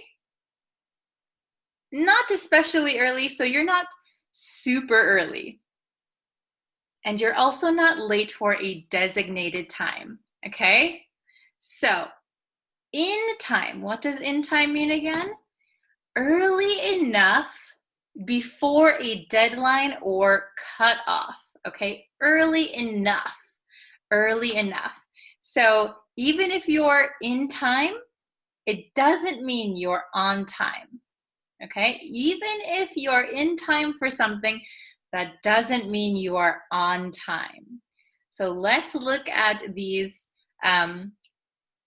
questions, exercises that I made, and see if you can get them right. So please write your answers in the chat or in the comments, okay? So whichever one you prefer. So number 1, I'll open my marker.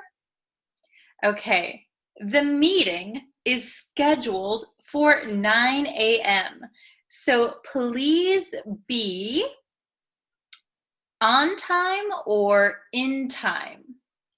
The meeting is scheduled for 9 a.m. So please be, okay, let's see if you can get the correct answer. Please write it down.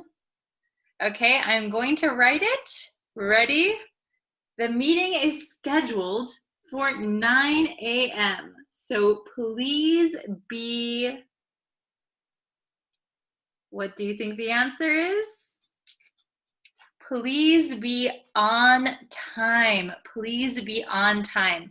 So you don't need to be super early, but you cannot be late. You need to be on time for the meeting. We have a scheduled 9 a.m. meeting, right?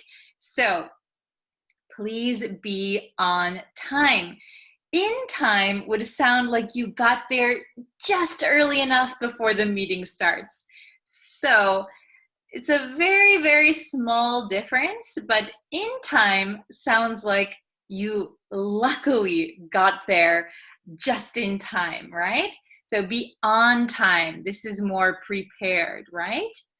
Okay, number 2. I got to the concert just to hear my favorite song.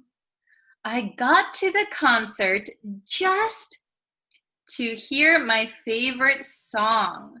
So which one do you think is the best answer for this one? The best answer, on time or in time?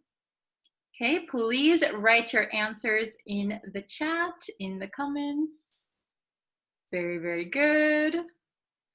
I got to the concert just in time to hear my favorite song. I got to the concert just in time to hear my favorite song. So just in time means that maybe you didn't get to the concert on time.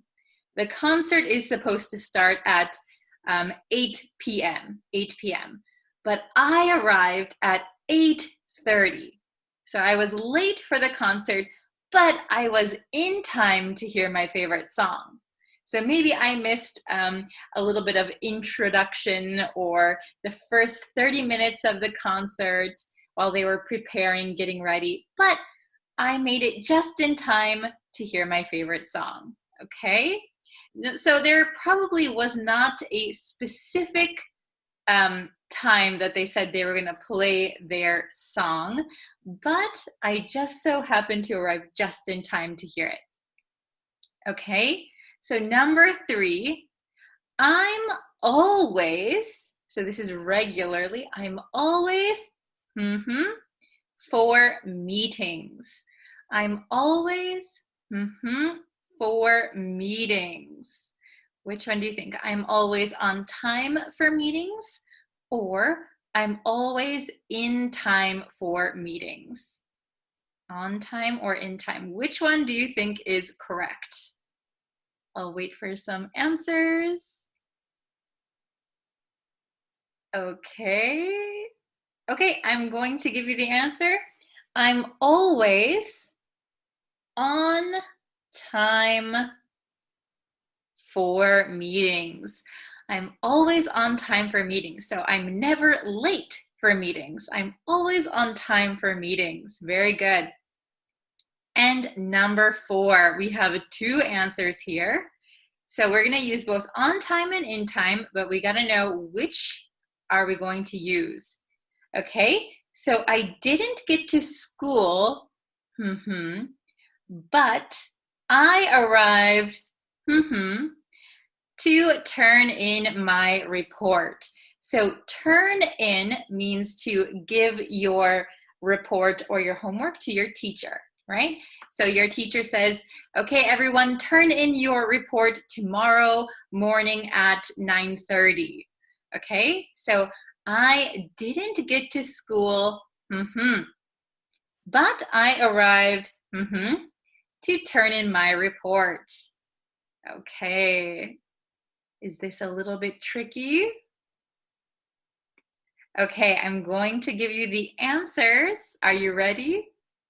Okay, I'm going to flip it around. I didn't get to school, but I arrived, to turn in my report. Okay, here are the answers. Okay, who got them right? I didn't get to school on time. I was a little bit late for school, but I arrived in time to turn in my report.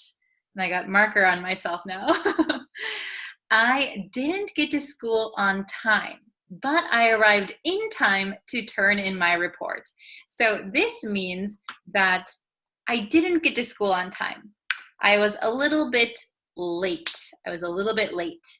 However, I arrived in time to turn in my report. So I was late, but my teacher still let me turn in my report. Okay, so you can see that is the difference. I was not early and I was late for school. But I arrived with just enough time before a deadline to turn in my report. Does that make sense? Is it understandable? So let's look at these again. On time, not especially early, so maybe just a few minutes early, and you're not late for a designated time. In time is early enough before a deadline or cutoff, okay? So let's read them together one more time. The meeting is scheduled for 9 a.m., so please be on time. Don't be late.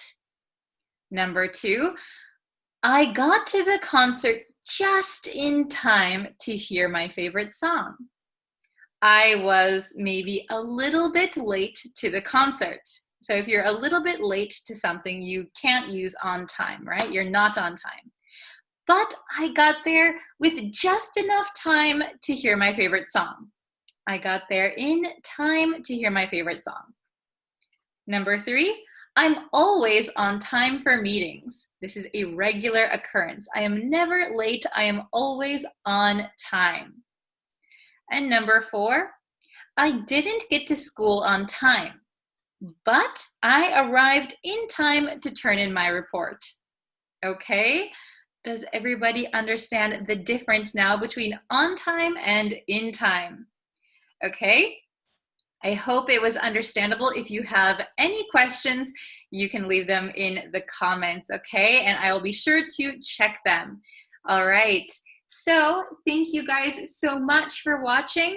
Thank you for sharing this video with your friends. And thank you for subscribing to the YouTube channel and liking our Facebook page. Thank you so much. And I will see you guys next time for our next lesson. Okay, thank you very much. Bye.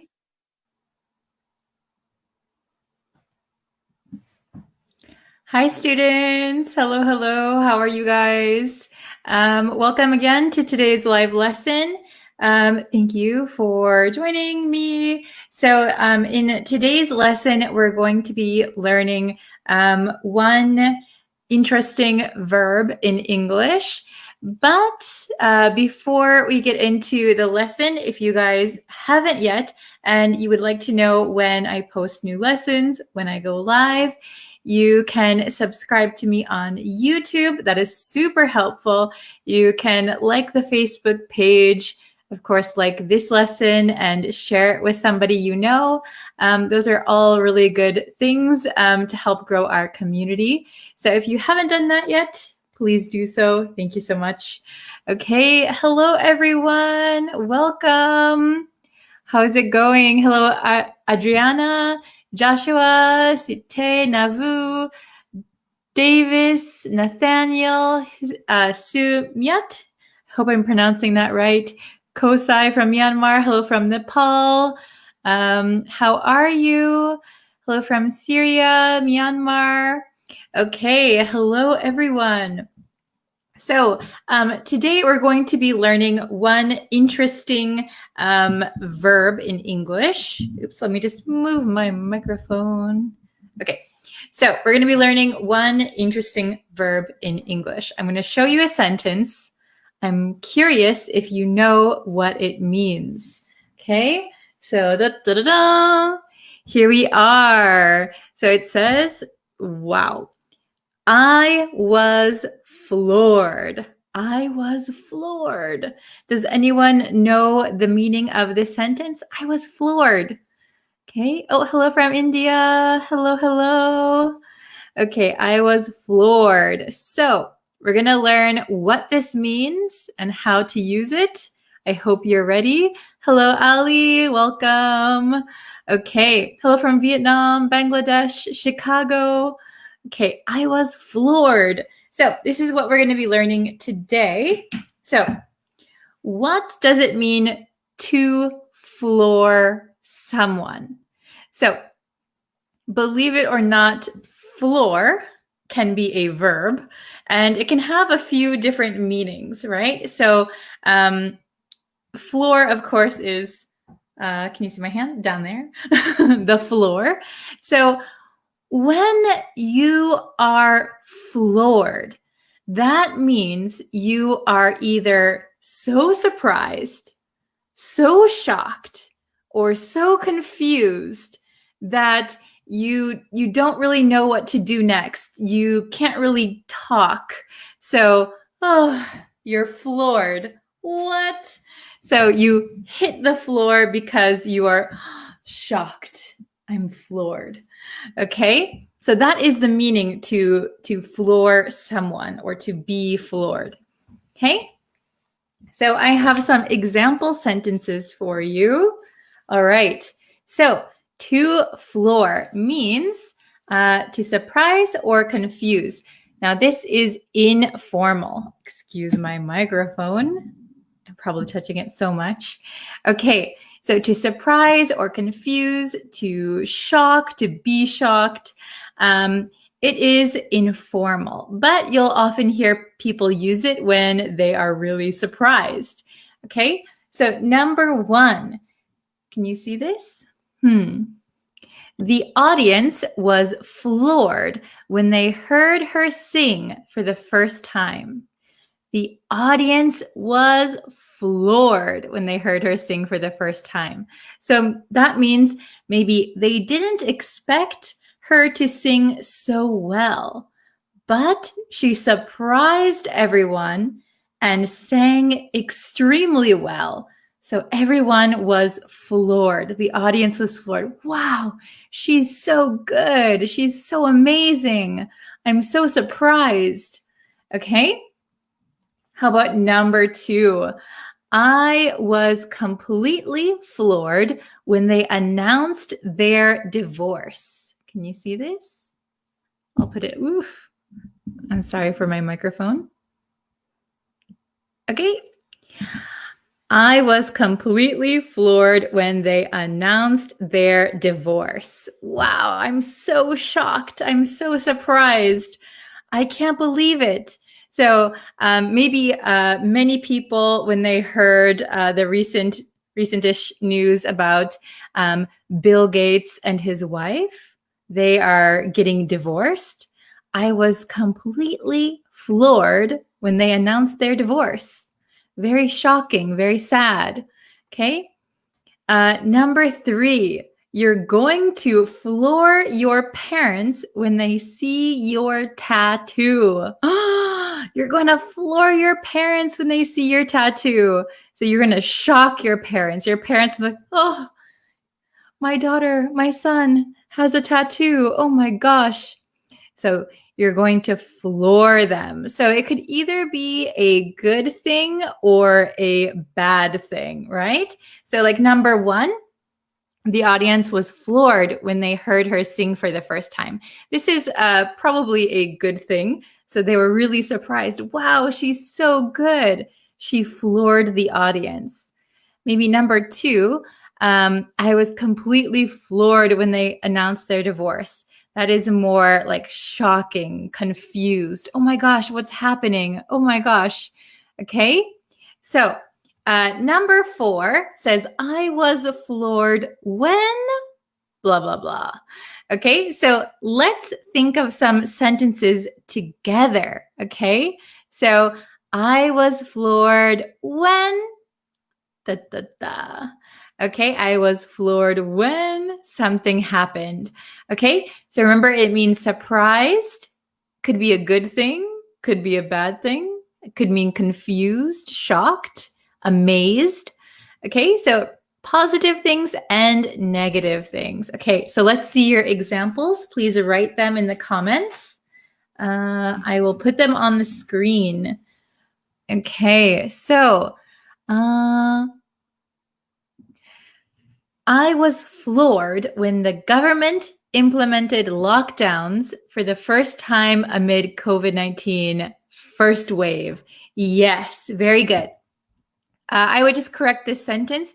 I was floored when the government implemented, you could say a lockdown or lockdowns, depending on what you're talking about, for the first time amid the first wave of COVID-19. Amid the first wave of COVID-19. Yes, I was also floored.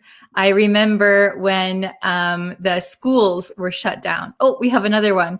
I was floored when Bree came up with the Pomodoro technique session on YouTube for the first time. Oh, is that a good thing? I hope that's a good thing. So that's when we study together on YouTube. I hope it gives you motivation. Okay. Oh my gosh, I was floored when I had my car stolen. I hope that's not true. Oh my gosh, I was floored when I had my car stolen. Yeah, my sister's car was stolen. That reminds me, I was floored when I heard that my sister's car was stolen. A thief took it from her work. That is so crazy. I was floored. Let's see. Oh, I was floored when he cheated on me. Yes. So this is a negative thing. You're very shocked. You're very surprised. How could he do that? What do I do now? I'm speechless. I was floored. Yes. So you didn't see it coming. You were floored. Very good. Let's see. Oh, hello from Bangladesh. Very good. Oh, hello from Kurdistan. Okay, let's see. I was completely floored when my wife sent me a divorce letter. Oh my gosh, that is crazy. That would floor anyone, right? Let's see. I was floored. So remember, if you're going to use it as to be floored, you're going to have an ed at the end. I was Floored when my friends sent me a present. Oh, this is very good. Yes.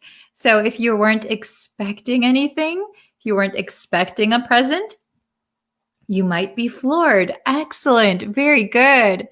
Okay. We'll do just a few more. Oh, I was floored when the elevator stopped inside. So does that mean that you were inside the elevator and it stopped? That would floor me too. So you could say, I was floored when the elevator stopped while I was inside. While I was inside. I was still inside, you could say. Very good. Okay, maybe one or two more. Oh, will there be a Pomodoro session on YouTube today? I will do my best. I have some quite a few private lessons today, so if I can, it will be a little bit later today. I will try. I'm glad that you like them. I really hope you guys enjoy those lessons. Well, not lessons, those study sessions. Okay. Could you please a sentence on the future? So using floor for the future. Here's a good one on here. You're going to floor your parents when they see your tattoo. So it hasn't happened yet, but you have a tattoo, and when your parents see it, they will be surprised. So you're going to floor your parents. Okay? Very good. Let's see.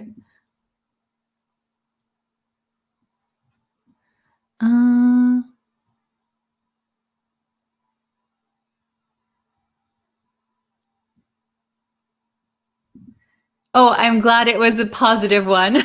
Thank you so much, Ali. Okay, very good. Okay, so I think we're going to call it a day for today's lesson. Thank you guys so much for watching. I hope that the next time you are surprised or confused or shocked, you will use floored. I was floored. I am floored. Okay. Very good. So you can continue to make some example lessons in the comments, and I will check them for you. And yes, I will see you very, very soon. We'll have another lesson on YouTube later, and the next Facebook live stream will be on Monday. Okay, so thank you guys so much for watching. I really appreciate it. Don't forget to subscribe, like, share, all that stuff. And I will see you guys tomorrow or later today, actually, later today. Okay, thank you guys. Bye, everyone. Hi, students. How are you? How is everybody doing today? Are you having a wonderful, wonderful, what day is it? Tuesday? Is today Tuesday? I don't know. Let's see. Okay, let me adjust this a little bit. And I need my marker. Okay, so we're going to continue from last week. So hello. Did I say last week? I meant yesterday. Oh, you can tell I'm tired. Hello, Mohammed. Hello, Satar. How is everybody? How are you guys? Hello, Muhammad, Bill Jordan, Omar, Madhuka, Z, Lalandi, Aisa, Alberto. Yeah, it's Tuesday. I don't know what day I'm thinking it is. It's definitely Tuesday where I am. Okay. Hello, Omar. Hello from Myanmar. Hello, hello. Hello from Mexico. Wow. Okay, so hello from Madagascar. Hello. Okay, so let's see. We're going to continue from our lesson from yesterday. Okay, so we're learning about confusing verbs. So let's see. Hello from Somalia. Hello. How is everybody doing this morning? Oh, hello from Thailand. So is it morning for you or is it evening? Is it afternoon? Hello from Myanmar. Hello from Kansas City. Wow. Alberto, you're in the US? Hi from India. Hello from El Salvador. Wow. Very cool. Very cool. Okay, so we're going to get into the lesson. I know that's why you guys are here. Hello from Bangladesh. Hello from Sudan. Okay, so let's see. Today's confusing verbs. Let's take a look. Oh, hello from Canada. Wow. Okay, you guys must be good at English if you're in the US and Canada. Early morning. Hello. It's 1 a.m. in Canada. Oh, thank you for joining me. I know it's like 1 a.m. for some of you, 6 a.m. for some of you. Oh, hello from Kazakhstan. Wow. Did I pronounce that right? I don't even know. Okay. Oh, thank you for joining our lesson. Thank you. Thank you. Okay, let's get into the lesson. I know that's why you are all here and you're all waiting. Okay. So today's lesson is going to be borrow versus lend. Okay. Borrow versus lend. These are a little bit confusing. And I know there are so many students of all levels, beginner, intermediate, advanced. They get these mixed up all the time. So I thought it was a good idea to review these and go over it with you guys. So if you have any questions, please ask me. Borrow versus lend, okay? I'm going to try and stay on topic as much as possible. I can see your chat, but I don't want to keep everybody waiting. Okay, so let's see. Borrow. What does it mean to borrow something? Borrow something. So if I say, can I borrow your, let's see. Oh, can I borrow your scissors? Can I borrow your scissors? That means I am asking you to give me your scissors for a short time. Yes. Oh, yes. Can I borrow your car? Very good. So the subject, can I borrow something? So can I borrow your scissors, right? So the subject is the person who wants to receive something. Can I borrow? And then we don't want to give someone something. I will lend you my pen. Okay? I will lend you my pen. So I am the person giving the object. I'm giving a pen. You are the person receiving. Okay? I will lend you my pen. So if we ask a question, can you lend me your pen? So lend me is okay. Borrow me? No, do not say borrow me. Do not say borrow a person, okay? Okay, so let's see. Yes, could I borrow your scissors? Very good. Okay. I lend you my notebook. So you could say, I will lend you my notebook. I will lend you my notebook. That means I will give you for a short time my notebook. Okay, very good. Okay. So, let's see. Oh, this is a good one. So, Omer says, shall I borrow your phone? So we wouldn't use shall for borrow, right? We would say, may I borrow your phone? If you want to be very polite, may I borrow your phone? Could I borrow your phone? can I borrow your phone? So we wouldn't use shall, not shall I borrow your phone. It sounds like if you say, shall I borrow your phone? Sounds like you're doing a favor for the other person, but they're the ones who are giving you something, right? Okay. I will lend you my car. Very good. That is very generous of you. Are you going to lend me your car? Very nice. Can you lend me your laptop? Very good. Can you lend me your laptop? Very good. Can I borrow your pen? Perfect. Nice job. Could I borrow your glasses? Very good. Okay. So when we use borrow, can I borrow something? Lend is I will lend you something, right? Lend you something. Or could you lend me something? So we're going to put a person after lend. Okay. Could you lend me your notebook? Could you lend me your glasses?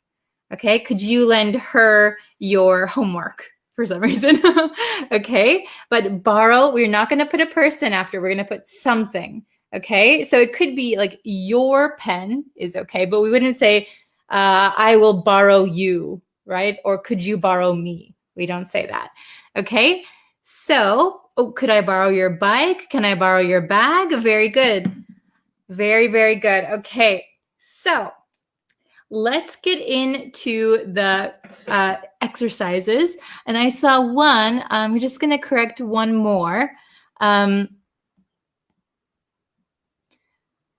this one. Can lend me your dress? It's very, very close. So we would say, can you lend me your dress? Okay, don't forget the subject, right? We need the subject as the person who's giving something. Can you lend me your dress? Okay, very, very good. Okay. Okay, let's get into the examples. Okay, so the exercises. I know this is the most exciting part because we can all participate. So I have six questions here. And the chat stopped. Okay, there we go. So I put the meanings up here very simply. Borrow means you are going to receive something for short-term use. That means you're not supposed to keep that thing forever, right? You're supposed to give it back at some point. Okay, lend means someone is giving something to someone for short-term use. So they expect to get it back, right? So borrow, someone is receiving. Lend, someone is giving, right? Okay, I hope that is understandable. Hello from Bangladesh. Hello, hello. Okay, let's try number one. So number one and number two are almost the same, but do you remember which one to use? Which one is correct? Okay, so number one, can I, so I'm the one who wants something. Can I, your pencil? Can I, your pencil? Oh, very good. Okay, I see some correct answers. Very good. Okay, yes. So number one, can I borrow? Can I borrow your pencil? So notice I is the subject and I am the one who wants something. After borrow, there is no person, right? Can I borrow me? No. Can I borrow you? No. Can I borrow your pencil? This is the thing that I want, your pencil, okay? Number two, can you me your pencil? So this is the same. Basically, the meaning is the same. Essentially, it's the same. We're just changing the structure, okay?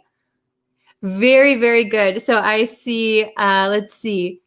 Is it Jama? Jama has it. very good.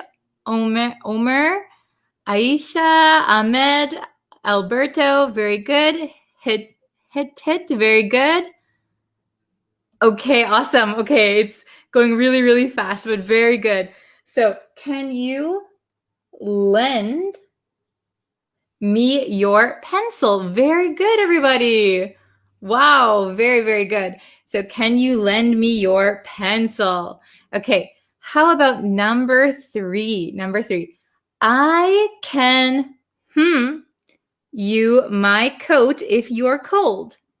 So this is a little bit different structure. This is not a question. I can you my coat if you're cold.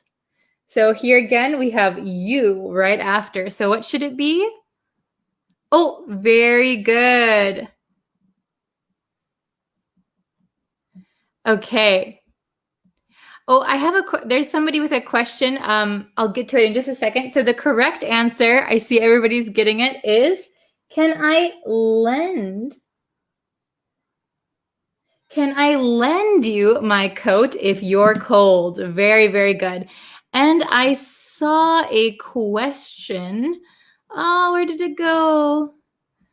I saw an interesting question. Okay. Pen, pencil, but why not advice? So I think you're asking why we can't say, can I borrow your advice? Can you lend me your advice? So usually we borrow or lend something for a short period of time, and usually it's a physical object. So advice is not really something tangible. We can't pick it up and we can't give it back, right? So both with borrow or lend, you're getting something for a short time. So we wouldn't really say, can I borrow your knowledge? Can I borrow your advice? Because that means we have to give it back, right? We might borrow an idea or steal an idea, but that's like maybe something that we can make tangible, right? Okay, good question. So, oops, I lost it. Okay, so let's go on to number 4. Number 4. He let me his hat. He let me his hat. Okay, very good. What do you think should go here? Number 4. Okay, I see borrow, very good. Oh, Mohammed just started learning English this week with us. Hello, Mohammed, welcome. You're in the right place. Okay, so he let me, so his hat, this is the thing that we got, right? So he let me borrow his hat. Borrow his hat. Okay, very good. Number 5. Could you, we have me, we have a person here. Could you, me some money? Ooh, what a daring question. Could you, me some money? Okay, so we're on number 5. Oh, I see Devashka said lend. Very good. Leka said lend. Sharif, lend. Okay. Lend, Mohammed, very good. Okay, so could you lend me some money? Could you lend me some money? So I don't know. I don't know if people ask you this question sometimes, but it's a very, maybe we got to make sure we're going to get our money back, right? Okay. Could you lend me some money? Very good. Okay. So number 6, I'll you my shoes if I can your sweater. So we have 2 answers for number 6. I'll you my shoes if I can your sweater. We have two answers. What do you think? Oh, I see Rose, very good. Ovishek, very good. Jama, very good. Bell Jordan. Rabe, very good. Leka, Alisa. Okay, awesome. So I'll lend you, right? You, we need somebody after lend. I'll lend you my shoes if I can your sweater. So there's no person after this. So we're going to say borrow. Okay, I'll lend you my shoes if I can borrow your sweater. Very good, very good. Okay, so let's go over it one more time. So remember that borrow, someone is receiving something for short-term use. You're supposed to give it back. Lend, someone is giving something to someone for short-term use. They expect to get it back, okay? Number one, can I borrow your pencil? Can I borrow your pencil? So after borrow, we're going to have the thing that we want. The subject is the person who wants something. After borrow is the thing that we want. Number two, can you lend me your pencil? So here the subject is the person who is giving something. Can you lend someone, me, your pencil? Okay. Number three, I can lend you my coat if you're cold. Number four, he let me borrow his hat. Number five, could you lend me some money? Number six, I'll lend you my shoes if I can borrow your sweater. I'll lend you my shoes if I can borrow your sweater. Very good, very good. Okay, I see a lot of people were answering correctly, so that's awesome. I think you guys got the hang of it now. Very, very good. Oh, okay. So this is a good question. I say this a lot. What does go over mean? So go over, you will hear me say this a lot in my lessons. Go over means to review. So we'll go over something one more time. We'll go over it. We'll go over it in class. It means review or talk about, usually again. Okay, good question. Okay. Okay, very good.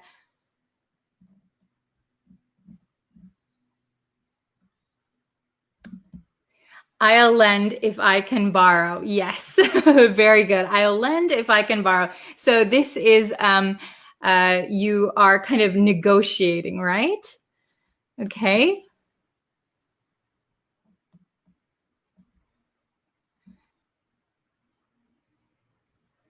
Oops. What does essence mean? Okay, so maybe I said essentially, or did I say essence today? Essence means like the, what is a good way to say essence? Essence is like the foundation of something, or like what it is. So the essence of, well, I can't even think of a good example. Essence. It's like what something is, like the basics of something or the foundation of something. Okay. Let's see. What does it mean? Sweater. So a sweater is like that warm, it's not like a coat or a jacket, but usually maybe it's knit, or, like somebody crocheted a sweater. Like this is a jacket. If you can see, this is a jacket, but a sweater, maybe you can pull it over your head. It's nice and warm. That is a sweater. Okay. Let's see. Okay. So if you're just coming in now, If you're just coming in now, we are talking about borrow versus lend. Borrow versus lend. So when you borrow something, the subject of the sentence is going to be the person who wants something. Can I borrow your pen? Right? After borrow is going to be the thing that you want. For lend, the person who's giving something is going to be the subject. She will lend me.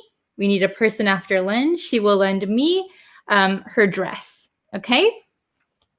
So that's what we talked about today. Okay, let's see. Yeah, essence of perfume. Yeah, it can also be in perfume.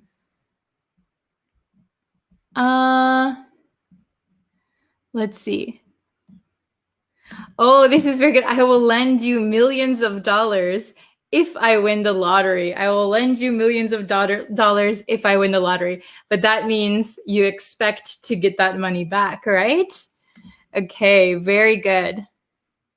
Okay, so let's see. Does anyone have any other questions? Otherwise, I have to go on to my next lesson today. Okay, let me just check something for you. Okay.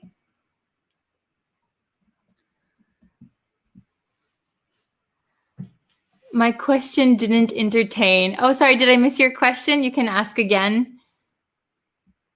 Rent. Okay. What about rent? So rent means that you are paying for something. So usually lending and borrowing are for free. Renting something means, like, for example, your apartment. So usually every month you have to pay money to live in an apartment. That means you're renting. So you're paying to use something, but you can't keep it forever, right? So you don't own your apartment if you're renting. You're paying money to live there, but you don't own it. Okay?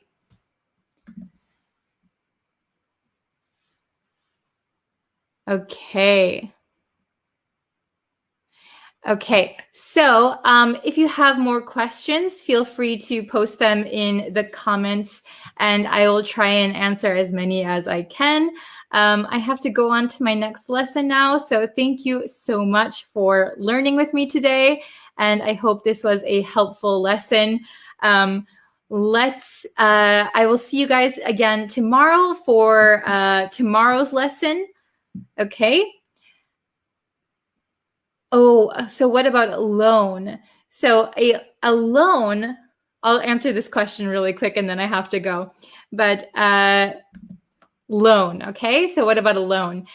A loan is you are borrowing money. So it's usually money, right? A loan. You borrow money from someone or a bank and you have to return that money. But usually with a loan, you have to pay interest. Okay, so if you take out a loan from the bank, say you want to buy a house, you take out a loan from the bank, and then you have to pay back that loan. However, there is usually interest. So every year there, instead of paying, let's see, for example, if you borrowed $10,000 from the bank, if you borrowed, right? If you took out a loan for $10,000, okay? That means you have to pay it back, not just $10,000, but plus interest. So every year, maybe it adds like $100, another $100, right? So you borrowed $10,000, but maybe you have a contract, a loan contract. So that means you have to pay back $1,500 or $15,000. Sorry, we said $10,000, $15,000. Okay, so usually there is interest. So you don't pay back that exact amount, right? Okay, so thank you everyone for watching.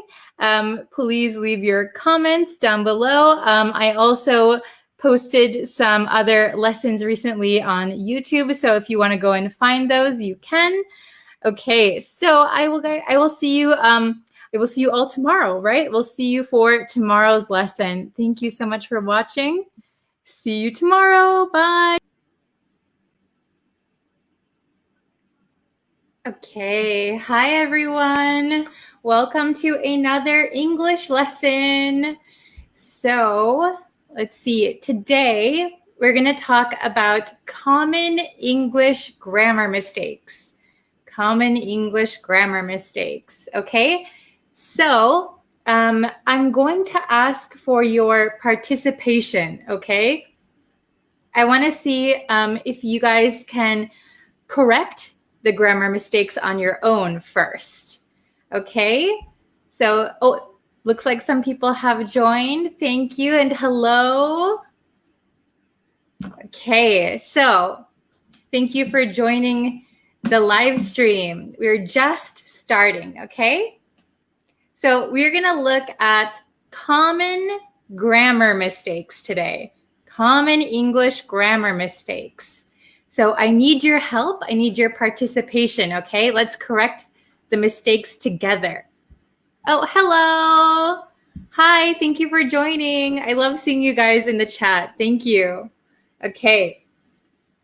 So let's go over the first one together, okay? Oh, hello. Thank you for joining.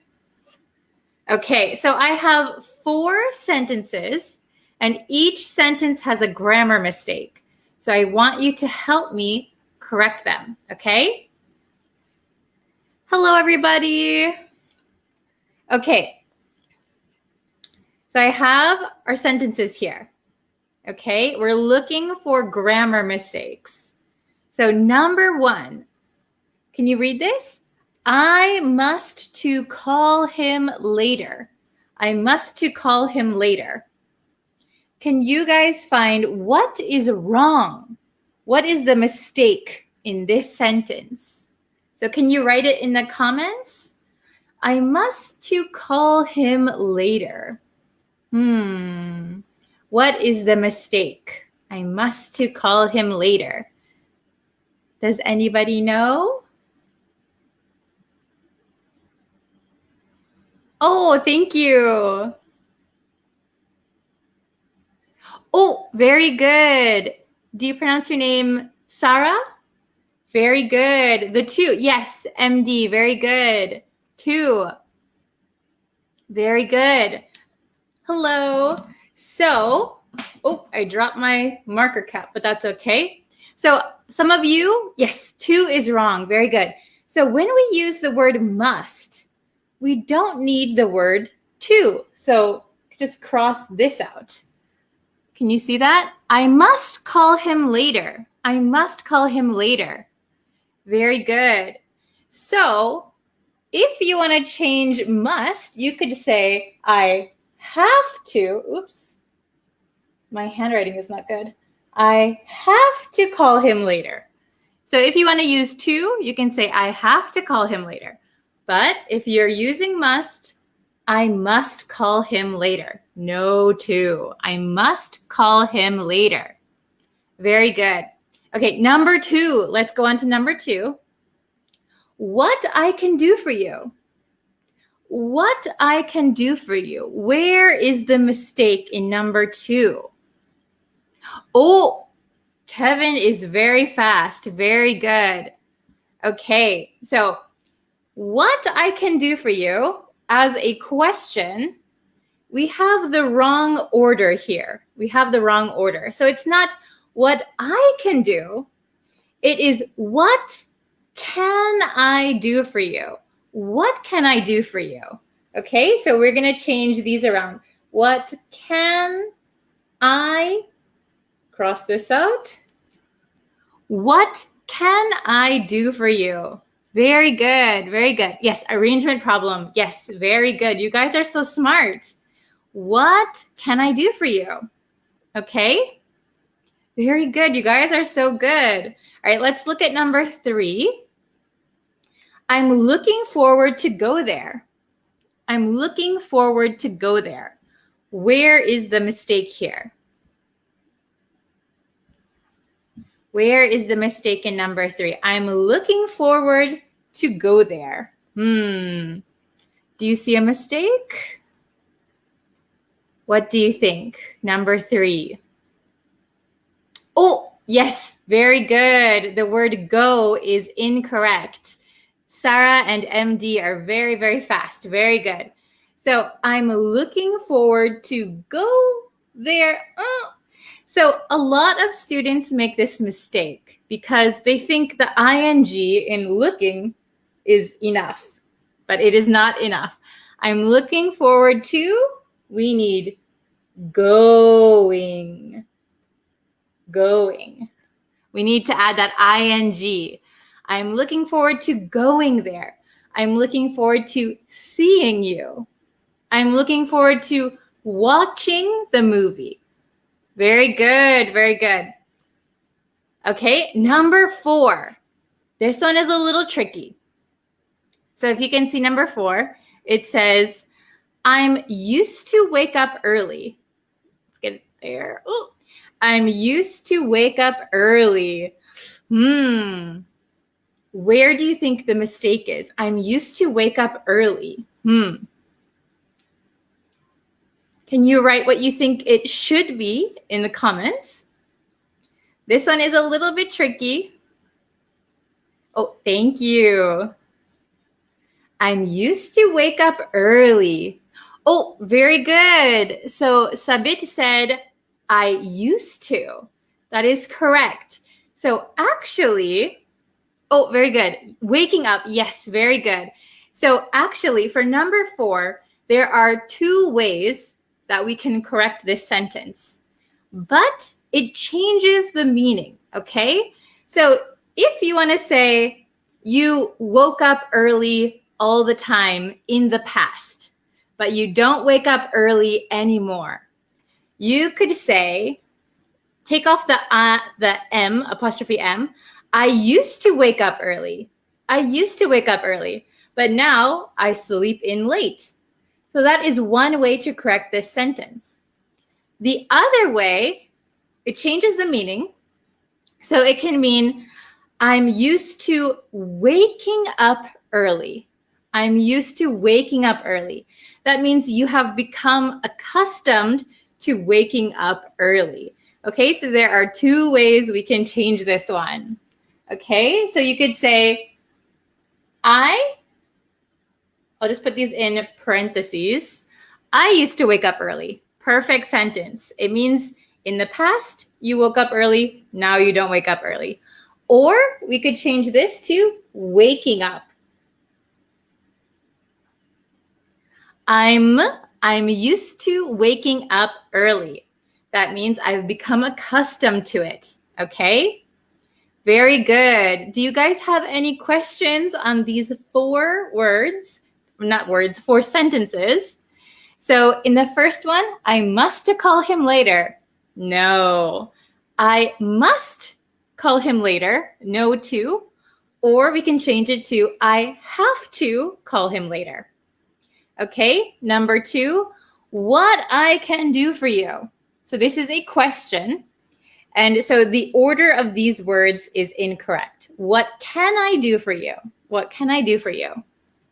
Then number 3, I'm looking forward to go there. This is incorrect. We need going with ing at the end. I'm looking forward to going. I'm looking forward to seeing. I'm looking forward to watching. Okay? And number 4, I used to wake up early. So we can say I'm used to waking up early, or I used to wake up early. Okay? Is it understandable?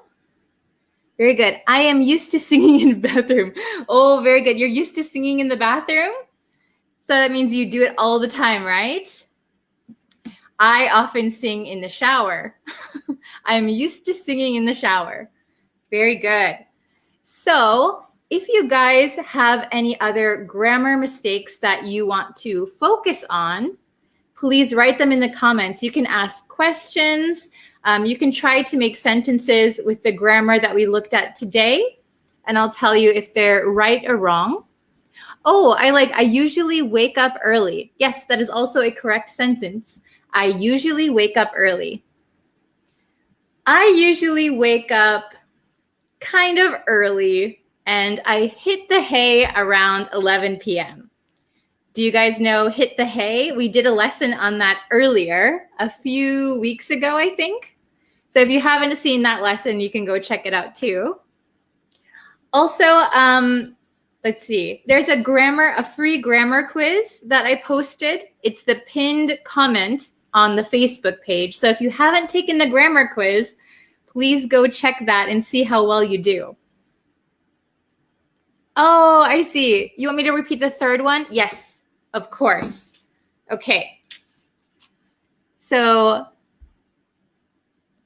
number 3, I'm looking forward to go there. So that is the original sentence. So this has a grammar mistake. It's not I'm looking forward to go there. We need to add ing. I'm looking forward to going there. So we often use I'm looking forward to seeing you. I'm looking forward to meeting you. I'm looking forward to watching the movie. So just remember when you're using this expression, looking forward to something, it always has to have ing here.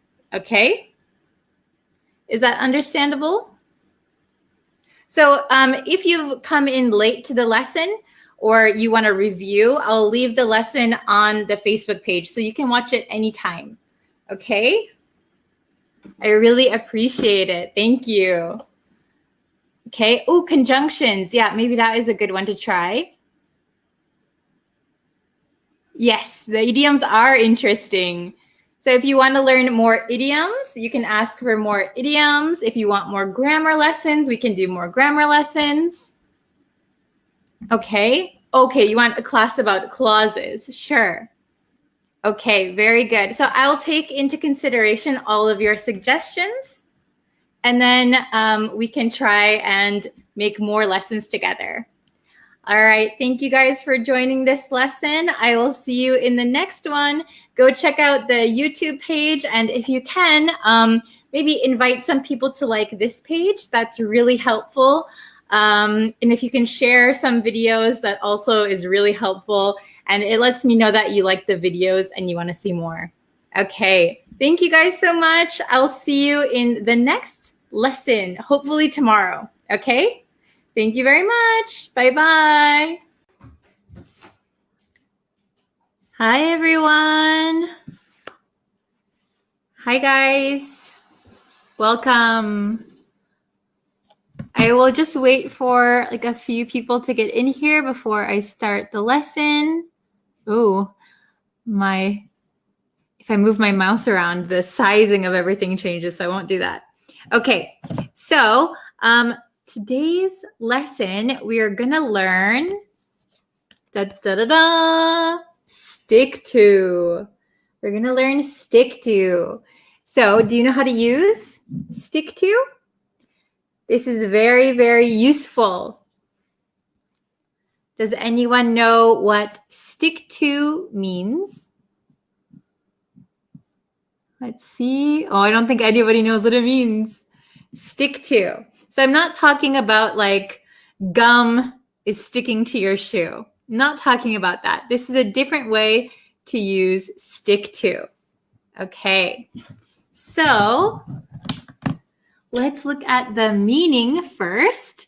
So the meaning is to continue doing or continue using something. Oh, hello from Myanmar. Welcome. Hi, guys. Thanks for joining me. So we're learning stick to. And stick to means to continue doing or continue using something. Okay? So I have a few examples for you. Let's see. Let's see if you guys can understand these examples. Okay. Oh, maybe I should get a red marker. Ooh, okay. Oh, hello. Thank you for joining. We just started, so you're just in time. Good morning. Where is everybody from today? Okay, so we are learning, once again, we are learning stick to. And it means to continue doing or continue using something. Okay, so, I should go like this. Okay, so the first one, can you see it? I don't like the taste of this dish. I'll stick to my own recipe. I'll stick to my own recipe. So it means I will keep using my recipe. I don't like this recipe, so I will keep using my own recipe. Okay? Then, number 2, I'm having trouble sticking to my diet. So I'm having trouble sticking to my diet. This is often my problem. So when you have a diet, when you've decided, okay, I'm not going to eat sugar, I'm not going to eat junk food, that means you have to continue not eating junk food. And that is sometimes very difficult, right? So I'm having trouble sticking to my diet. I'm having trouble keeping my diet. Okay? Oh, you're welcome. Oh, from Kurdistan. Hello. Okay, is it making sense? Do you guys understand the meaning so far? Let's look at number 3. He's good at sticking to a schedule. He's good at sticking to a schedule. So this means he's good at keeping his time. He's good at being on time for his schedule. He's good at keeping his schedule. Okay?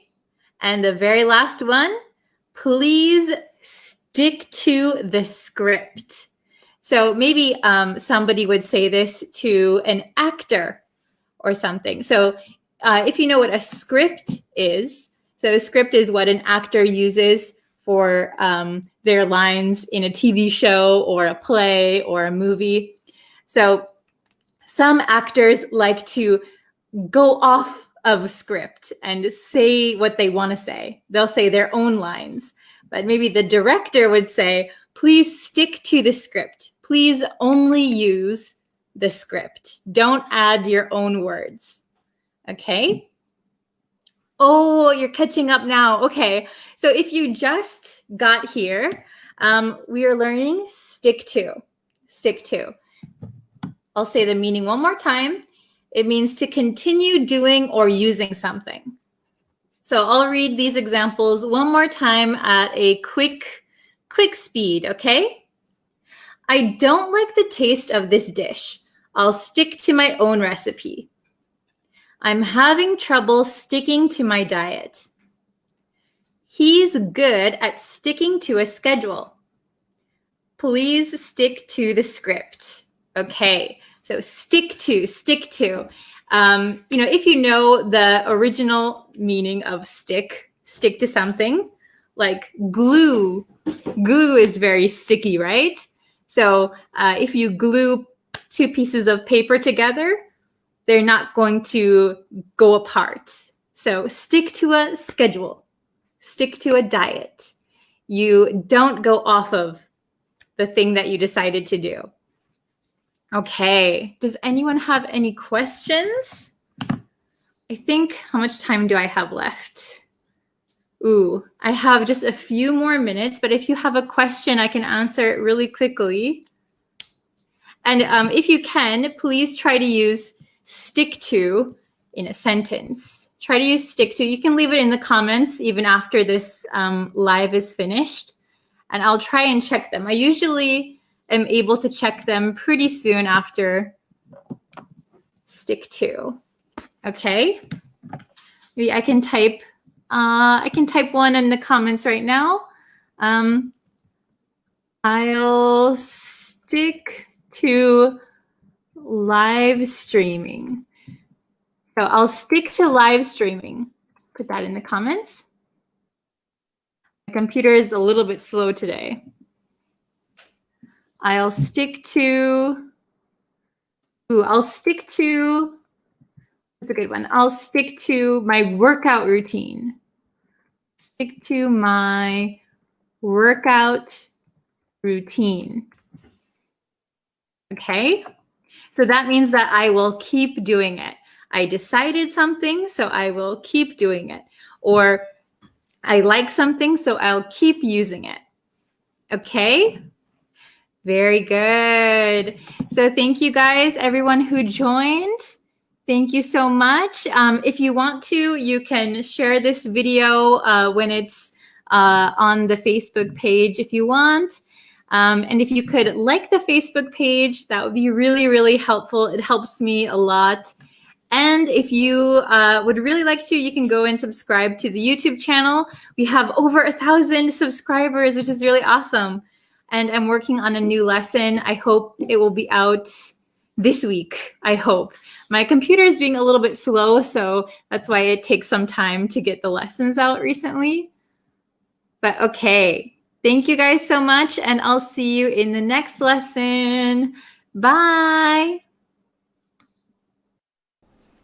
Hi everyone, welcome to today's lesson. Thank you so much for joining me today.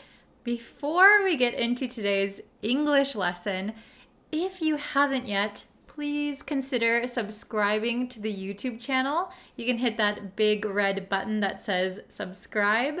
And if you want, you can turn on notifications. That way you'll know when I go live, when I post new videos, everything like that. You can also follow me on Facebook and TikTok. All the links will be in the description box below, so you can check those out as well. Okay, let's get into today's lesson. So today we're going to talk about changing our vocabulary to sound more fluent. Okay, so today we're going to look at not saying I understand or I know. Okay, so I know that a lot of students get into the habit of repeating the same thing in every situation.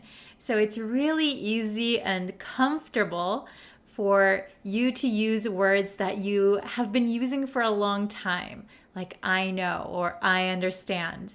But we have to challenge ourselves if we want to improve. So today I would like you to think of some new ways to say the same thing, but without repeating yourself. Okay, so today we're going to look at replacing I know, I understand with some other phrases that might be more suitable in certain situations. Okay, so I'm going to share my screen. Ready? Okay, here we are. So we have stop saying I understand. We could also stop saying I know. So I know, I understand. Those are very common words that, even people who are just starting to study English, probably everyone knows I know, I understand. Okay? But we want to speak like a native. Let's speak like a native English speaker. Okay, so in some situations, we don't say, I know or I understand. So we have the first one.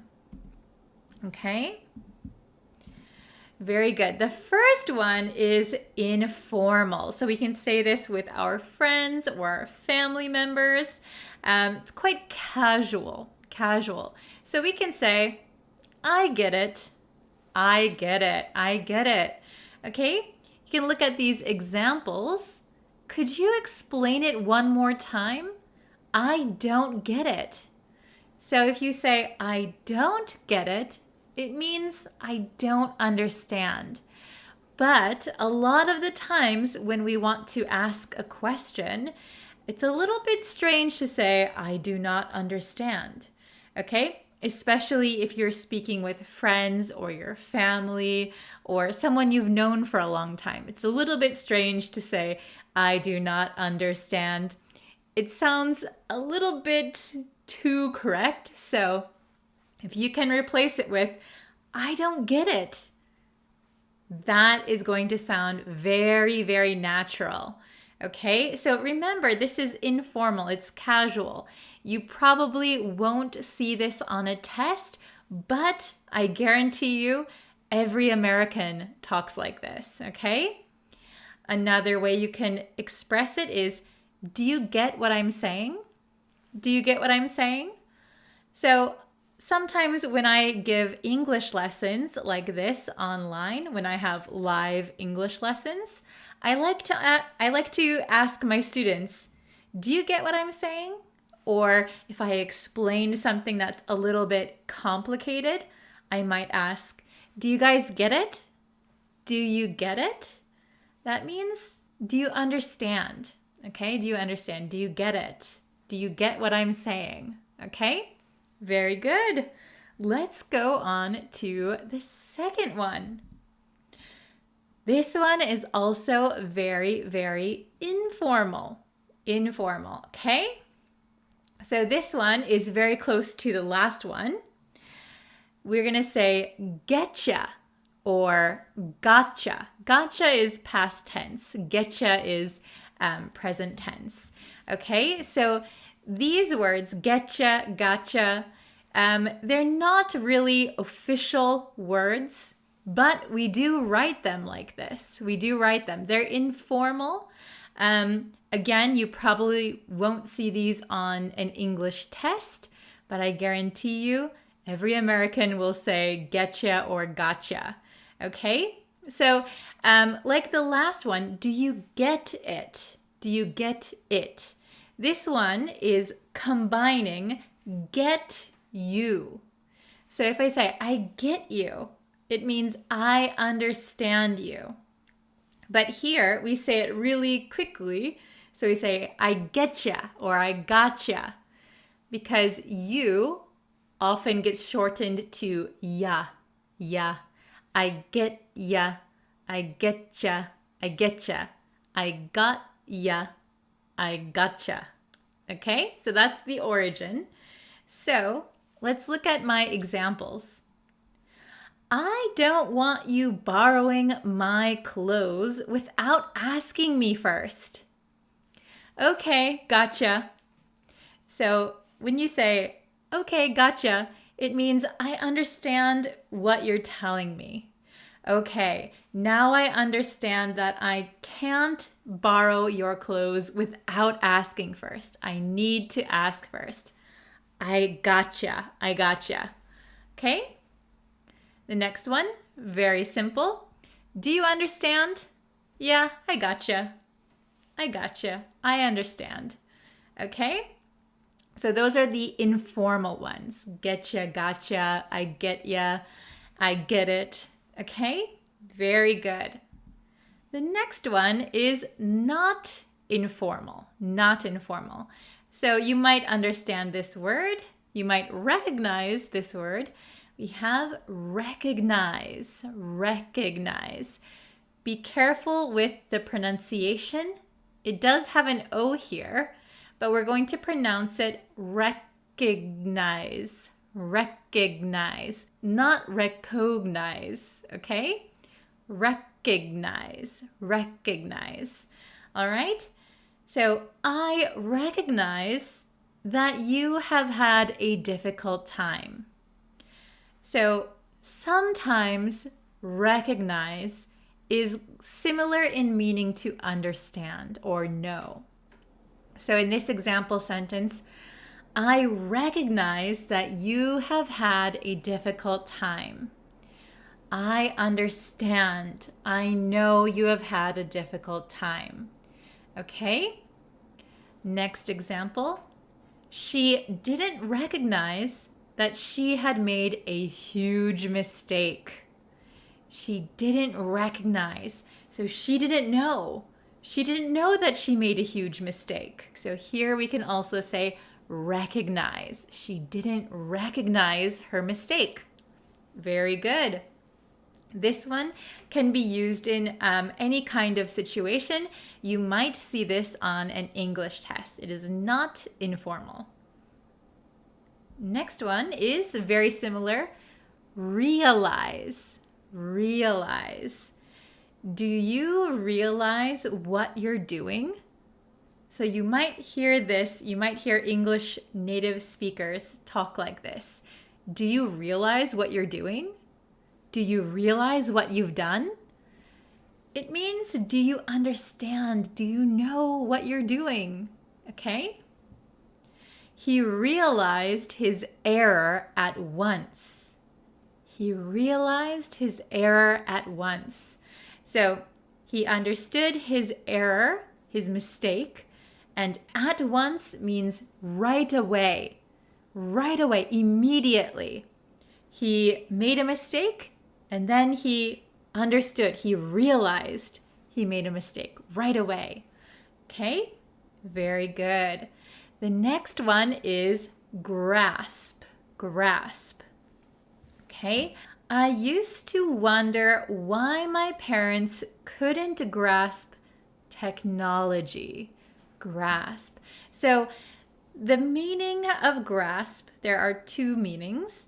If you grasp something with your hand, it means you hold on to it. Okay? You hold on to it. You get a hold of something.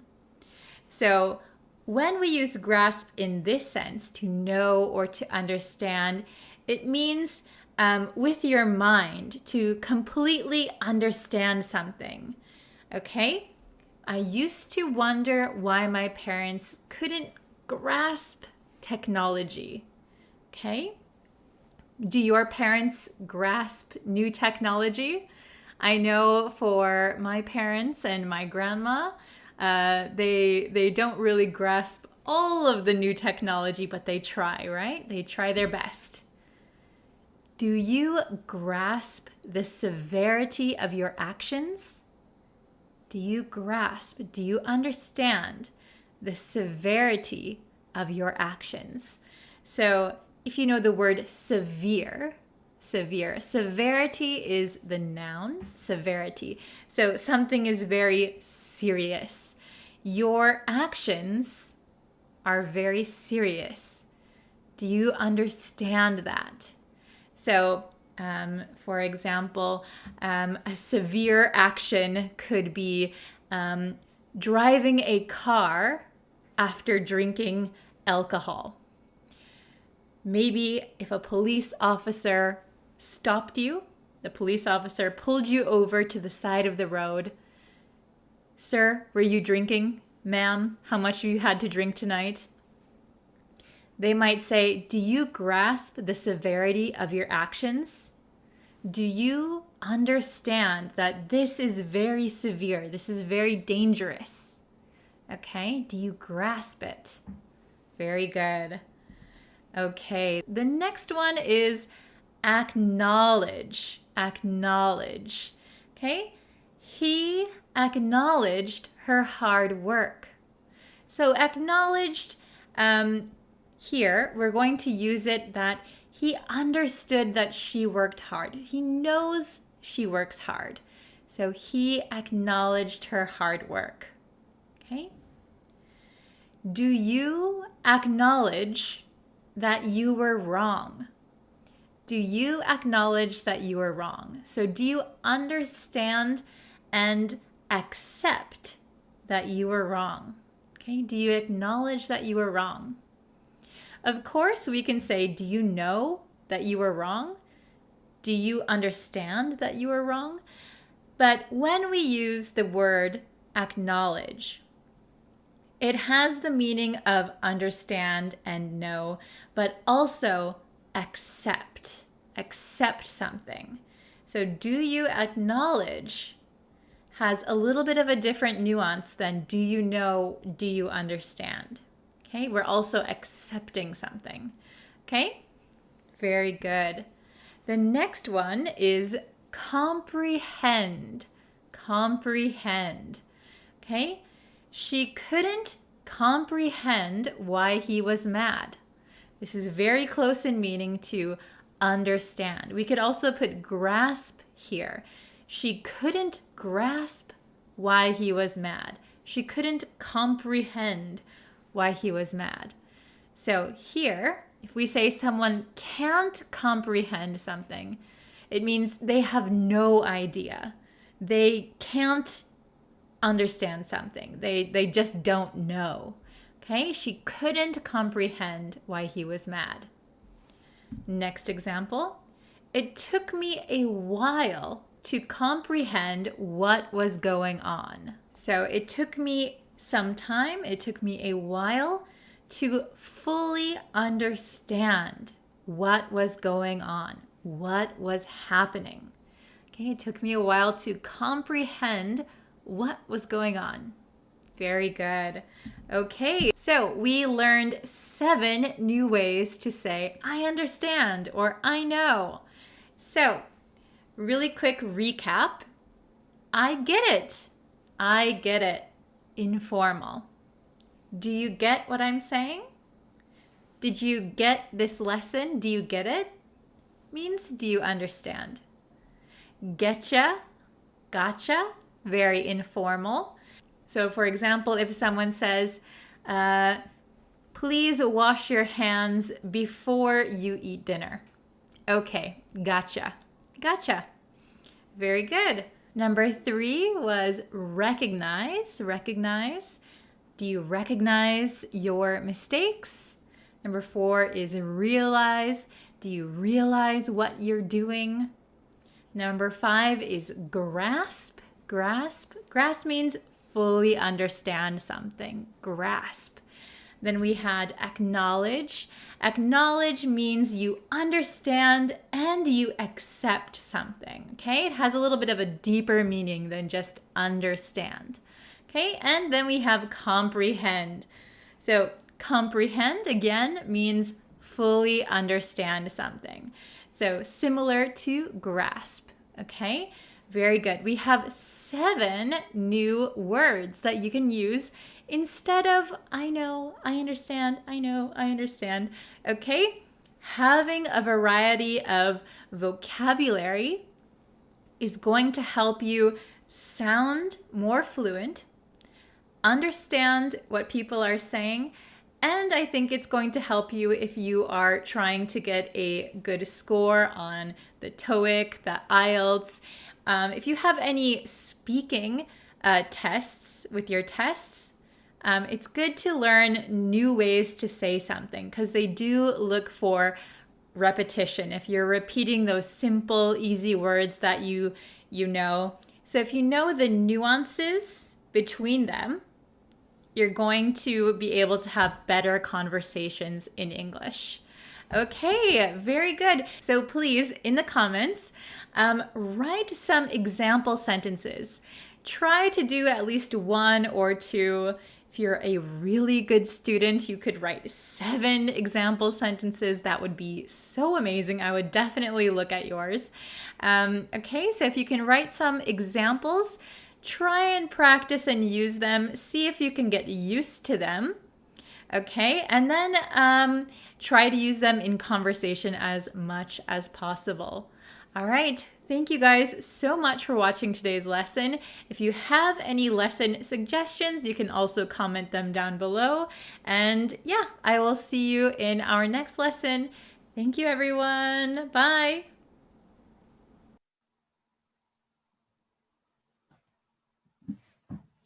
Hi, students. Hello, hello. How are you guys? Welcome again to today's live lesson. Thank you for joining me. So in today's lesson, we're going to be learning one interesting verb in English. But before we get into the lesson, if you guys haven't yet and you would like to know when I post new lessons, when I go live, you can subscribe to me on YouTube. That is super helpful. You can like the Facebook page. of course, like this lesson and share it with somebody you know. Those are all really good things to help grow our community. So if you haven't done that yet, please do so. Thank you so much.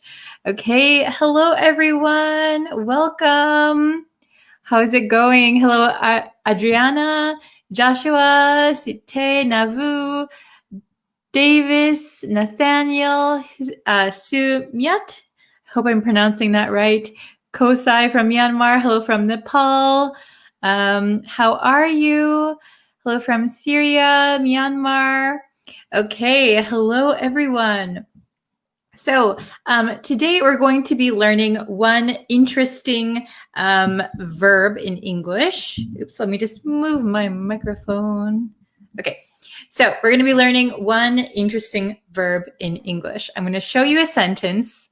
I'm curious if you know what it means. Okay, so here we are. So it says, wow. I was floored. I was floored. Does anyone know the meaning of this sentence? I was floored.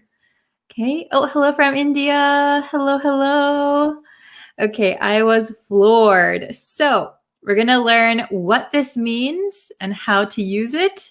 I hope you're ready. Hello, Ali. Welcome. Okay. Hello from Vietnam, Bangladesh, Chicago. Okay, I was floored. So this is what we're going to be learning today. So what does it mean to floor someone? So believe it or not, floor can be a verb and it can have a few different meanings, right? So floor, of course, is, can you see my hand down there? The floor. So when you are floored, that means you are either so surprised, so shocked, or so confused that you don't really know what to do next. You can't really talk. So, you're floored. What? So you hit the floor because you are shocked. I'm floored. Okay, so that is the meaning to floor someone or to be floored. Okay, so I have some example sentences for you. All right, so to floor means to surprise or confuse. Now this is informal. Excuse my microphone. I'm probably touching it so much. Okay. So to surprise or confuse, to shock, to be shocked, it is informal, but you'll often hear people use it when they are really surprised. Okay, so number one, can you see this? The audience was floored when they heard her sing for the first time. The audience was floored when they heard her sing for the first time. So that means maybe they didn't expect her to sing so well, but she surprised everyone and sang extremely well. So everyone was floored. The audience was floored. Wow, she's so good. She's so amazing. I'm so surprised. Okay. How about number two? I was completely floored when they announced their divorce. Can you see this? I'll put it, oof. I'm sorry for my microphone. Okay. I was completely floored when they announced their divorce. Wow, I'm so shocked. I'm so surprised. I can't believe it. So maybe many people, when they heard the recentish news about Bill Gates and his wife, they are getting divorced. I was completely floored when they announced their divorce. Very shocking, very sad. Okay. Number three, you're going to floor your parents when they see your tattoo. You're going to floor your parents when they see your tattoo. So you're going to shock your parents. Your parents will be like, oh, my daughter, my son has a tattoo. Oh my gosh. So you're going to floor them. So it could either be a good thing or a bad thing, right? So like number one, the audience was floored when they heard her sing for the first time. This is probably a good thing. So they were really surprised. Wow, she's so good. She floored the audience. Maybe number two, I was completely floored when they announced their divorce. That is more like shocking, confused. Oh my gosh, what's happening? Oh my gosh. Okay, so number four says, I was floored when blah, blah, blah. Okay, so let's think of some sentences together. Okay, so I was floored when da, da, da. Okay, I was floored when something happened. Okay, so remember it means surprised, could be a good thing, could be a bad thing, it could mean confused, shocked, amazed. Okay, so positive things and negative things. Okay, so let's see your examples. Please write them in the comments. I will put them on the screen. Okay, so I was floored when the government implemented lockdowns for the first time amid COVID-19 first wave. Yes, very good. I would just correct this sentence. I was floored when the government implemented, you could say a lockdown or lockdowns, depending on what you're talking about, for the first time amid the first wave of COVID-19. Amid the first wave of COVID-19. Yes, I was also floored. I remember when the schools were shut down. Oh, we have another one. I was floored when Bree came up with the Pomodoro technique session on YouTube for the first time. Oh, is that a good thing? I hope that's a good thing. So that's when we study together on YouTube. I hope it gives you motivation. Okay. Oh my gosh, I was floored when I had my car stolen. I hope that's not true. Oh my gosh, I was floored when I had my car stolen. Yeah, my sister's car was stolen. That reminds me, I was floored when I heard that my sister's car was stolen. A thief took it from her work. That is so crazy. I was floored. Let's see. Oh, I was floored when he cheated on me. Yes. So this is a negative thing. You're very shocked. You're very surprised. How could he do that? What do I do now? I'm speechless. I was floored. Yes. So you didn't see it coming. You were floored. Very good. Let's see. Oh, hello from Bangladesh. Very good. Oh, hello from Kurdistan. Okay, let's see. I was completely floored when my wife sent me a divorce letter. Oh my gosh, that is crazy. That would floor anyone, right? Let's see. I was floored. So remember, if you're going to use it as to be floored, you're going to have an ed at the end. I was floored when my friends sent me a present. Oh, this is very good. Yes. So if you weren't expecting anything, if you weren't expecting a present, you might be floored. Excellent. Very good. Okay. We'll do just a few more. Oh, I was floored when the elevator stopped inside. So does that mean that you were inside the elevator and it stopped? That would floor me too. So you could say, I was floored when the elevator stopped. While I was inside. While I was inside. I was still inside, you could say. Very good. Okay, maybe one or two more.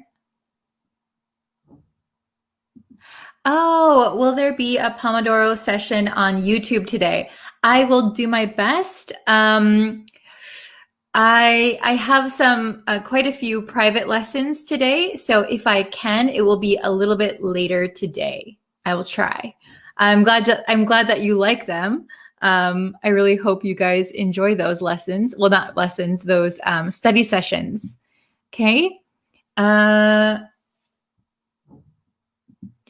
Could you please a sentence on the future? So using floor for the future. Here's a good one on here. You're going to floor your parents when they see your tattoo. So it hasn't happened yet, but you have a tattoo, and when your parents see it, they will be surprised. So you're going to floor your parents. Okay? Very good. Let's see.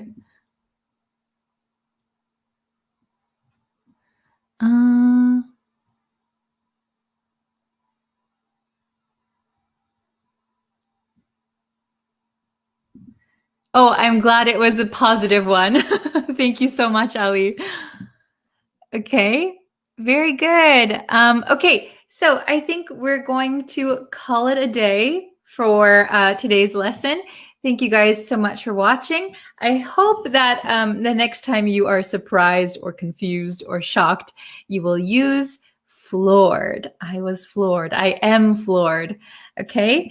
Very good. So you can continue to make some example lessons in the comments, and I will check them for you. And yes, I will see you very, very soon. We'll have another lesson on YouTube later, and the next Facebook live stream will be on Monday. Okay, so thank you guys so much for watching. I really appreciate it. Don't forget to subscribe, like, share, all that stuff. And I will see you guys tomorrow, or later today, actually, later today. Okay, thank you guys. Bye, everyone. Hello, hello. Hi, guys. This is an impromptu live stream because I've been sick, and I wanted to get a video out today, but it looks like we're just going to do a live stream. I don't think anyone's prepared to come on and watch me right now, since it's a really weird time. It's like the middle of the afternoon on a Tuesday. So I'm just going to let this stay up for you guys, so no worries. I'm just gonna do the lesson as if I am alone. So if anyone actually comes and joins, that's cool too. But since this is a random time, and I just actually got off of a Facebook live stream. So if you're not on Facebook, if you haven't liked the Facebook page yet, please do that. It's in the description box, and I think it's linked like all over my channel. It's the same name as this channel, Breeze Practical English. So if you just search it, you can find it. I do live streams almost daily over there. And we have a big community, and it's really, really fun. Okay, so anyway, as I was saying, we're going to look at some business acronyms. Oh, Anna, hello. Thank you for joining. Hi, I know you just watched the Facebook live stream, but thank you for watching. So it's going to be quick and short, so you don't have to waste a lot of time. But we're going to look at business acronyms today. And if you don't know what an acronym is, it is a way that we shorten words. Oh, hello, Claudia. Oh my gosh, thank you guys for joining over here. They were just in the Facebook live stream, and yeah, they participate a lot. So they're like awesome students. So we're going to look at business acronyms. Do you guys know what acronyms are? So acronyms are a way that we shorten like longer words or like a few words. We shorten them. So like, for example, what's a good one? If you know, by the way, we can shorten it to BTW, right? By the way. This is an acronym, So in business, oh my gosh, we use so many acronyms, right? So some of them you might know and some of them might be new. So we're just going to take a look at some of them and explain what they mean and how to use them, okay? Oh, hello. Is your name pronounced Mahmood? Am I pronouncing that right? Mahmood? Hello. Thank you, guys. Oh my gosh, I have the best students. Okay. So we're looking at business acronyms. So it's going to be a short and sweet lesson. How many of you are learning business English or learning English for business? If you want to let me know, that would be awesome. You can write it in the comments. Okay, either in the live stream or later. Okay, so I have 5 business acronyms that we're going to look at today. So here they are. I haven't written what they actually stand for yet. Oh, hello from Myanmar. Hello. Is your name pronounced Win-ung? Win-ung? Thank you for joining at this random time. Okay, so we're going to learn these 5 business acronyms. So the first one, maybe you guys know this one. CEO. Does anyone know what CEO stands for? So CEO means the highest ranking executive in an office. Can you see that? The highest ranking executive in an office. So it's kind of the top guy or woman, right? So CEO. So if we look at these letters, CEO, does anybody know what those letters actually mean? We often hear like CEO. Oh, hello, Gonzalo. Okay, so if you don't know what CEO means, I'm going to open up my marker. It actually means, I'll write it down for you guys. Does anyone have a guess? CEO. Anybody know what the C stands for? Oh, very good. Chief of Office. Very, very close. Yes. Oh, very good. Very, very close, Anna. Yes. So CEO is Chief Executive Officer. Chief Executive Officer. So the C, the E, the O. So it's kind of like the top person, right? Very good. You guys are so smart. Okay. How about CFO? CFO. So this is another position title in a company. We have the CEO and we have the CFO. So maybe there's a hint down here. So if we look at what it means, has primary responsibility for managing the company's finances. Here's a big hint, finances, right? Has primary responsibility for managing the company's finances. So what do you think CFO means, if you know what CEO means? Oh, that's funny. Not that C word. Very good. But we would say chief is for the C. Chief. Is it financial? Yes. I wrote it down earlier. Even I get tripped up sometimes. I wasn't sure if it was finance or financial. Chief Financial Officer. Oops. Okay, Chief Financial Officer. So you can imagine in a company, CEO and a CFO are kind of at the top, right? The CEO is the top. The CFO is also very, very important. I don't know if you guys are interested in becoming CEOs or CFOs in the future, but it's quite important to know what they stand for if you'll be working in some kind of office. Okay, the next three, the next two actually, I think are pretty easy. We have ASAP or ASAP. So we can say it two ways. We can say ASAP, or we can just say ASAP. And that means right away. Yes, Anna, very good. Oh, very good for both of them. Yes, ASAP. As soon as possible. So if you see this, oops, I wrote possible. Possible. Very good. As soon as possible. As soon as possible. So if you get an email that says reply ASAP, it means immediately, as soon as possible. So remember, you can say ASAP or ASAP. ASAP. Okay? Very good. So we only have two more. Yeah, Anna is very smart. Okay, we have just two more. So down here we have ATTN. ATTN. Can you see that? There we go.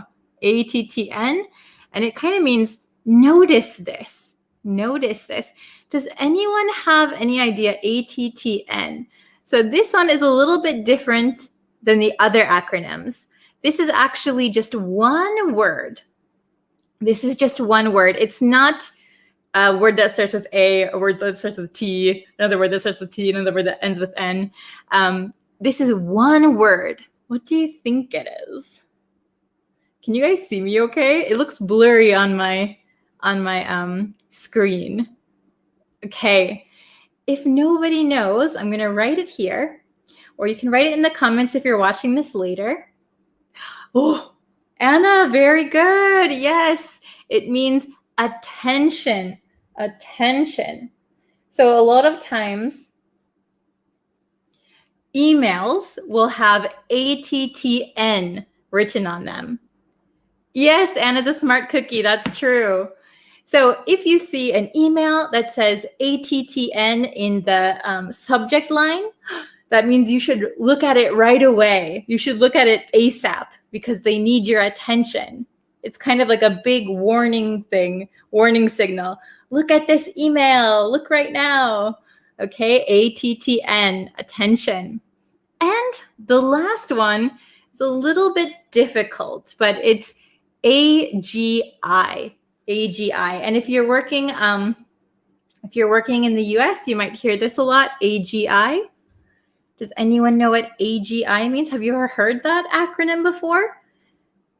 So we have down here income minus adjustments, right? Income minus adjustments.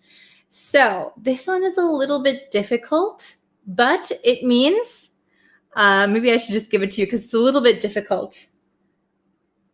Adjusted gross income. So, adjusted gross income. Oh, Saya, hello. Are you in Japan? I'm also in Japan. Hello. Okay. So AGI means adjusted gross income. And what does that mean? So gross income means your total income, right? All of the money that you get is your gross income. Well, not the money that you get, but the money that you earn is your gross income, the total. So adjusted gross income is your income, your gross income, minus adjustments. So like in the US, maybe people have student loans. So your student loan interest, you might have to subtract your income minus the student loan interest, and that will be your AGI, your adjusted gross income. Or if you have to pay alimony, which is if you were married before but you're divorced and you have to pay money to your ex-spouse, that is called alimony. So you might have your gross income minus what you have to pay, and that is going to be your AGI, your adjusted gross income. So this comes in handy when you're talking about finances. Okay, so very good. I'll say them one more time. We have CEO, which is Chief Executive Officer, CFO, Chief Financial Officer. So these are two top-ranking positions, right? ASAP or ASAP, as soon as possible. ATTN, attention. Notice this. And AGI, your adjusted gross income. Okay, so your income that you earn minus all the things that you have to pay, like student loan, interest and alimony, things like that. Okay, I hope these were helpful. Please let me know if you're learning business English, and let me know what kind of English that you guys want to see next time. Thank you guys so much for watching. I can't believe that I had some viewers over here. I thought everybody was going to be tired, but thank you guys for watching. Okay, so please let me know what kind of English you guys want to study. And because I do a lot of the Facebook lives, and plus I want to do YouTube lives. So I want to make them a little bit different. So if you want more advanced English over here, that might be one thing. Oh, can I speak Japanese? Yes, I can. I have been living in Japan for 13 years. It's a long, long time. Can you speak Japanese, Win? That'd be interesting if other people could speak Japanese here. I have a channel for my Japanese viewers.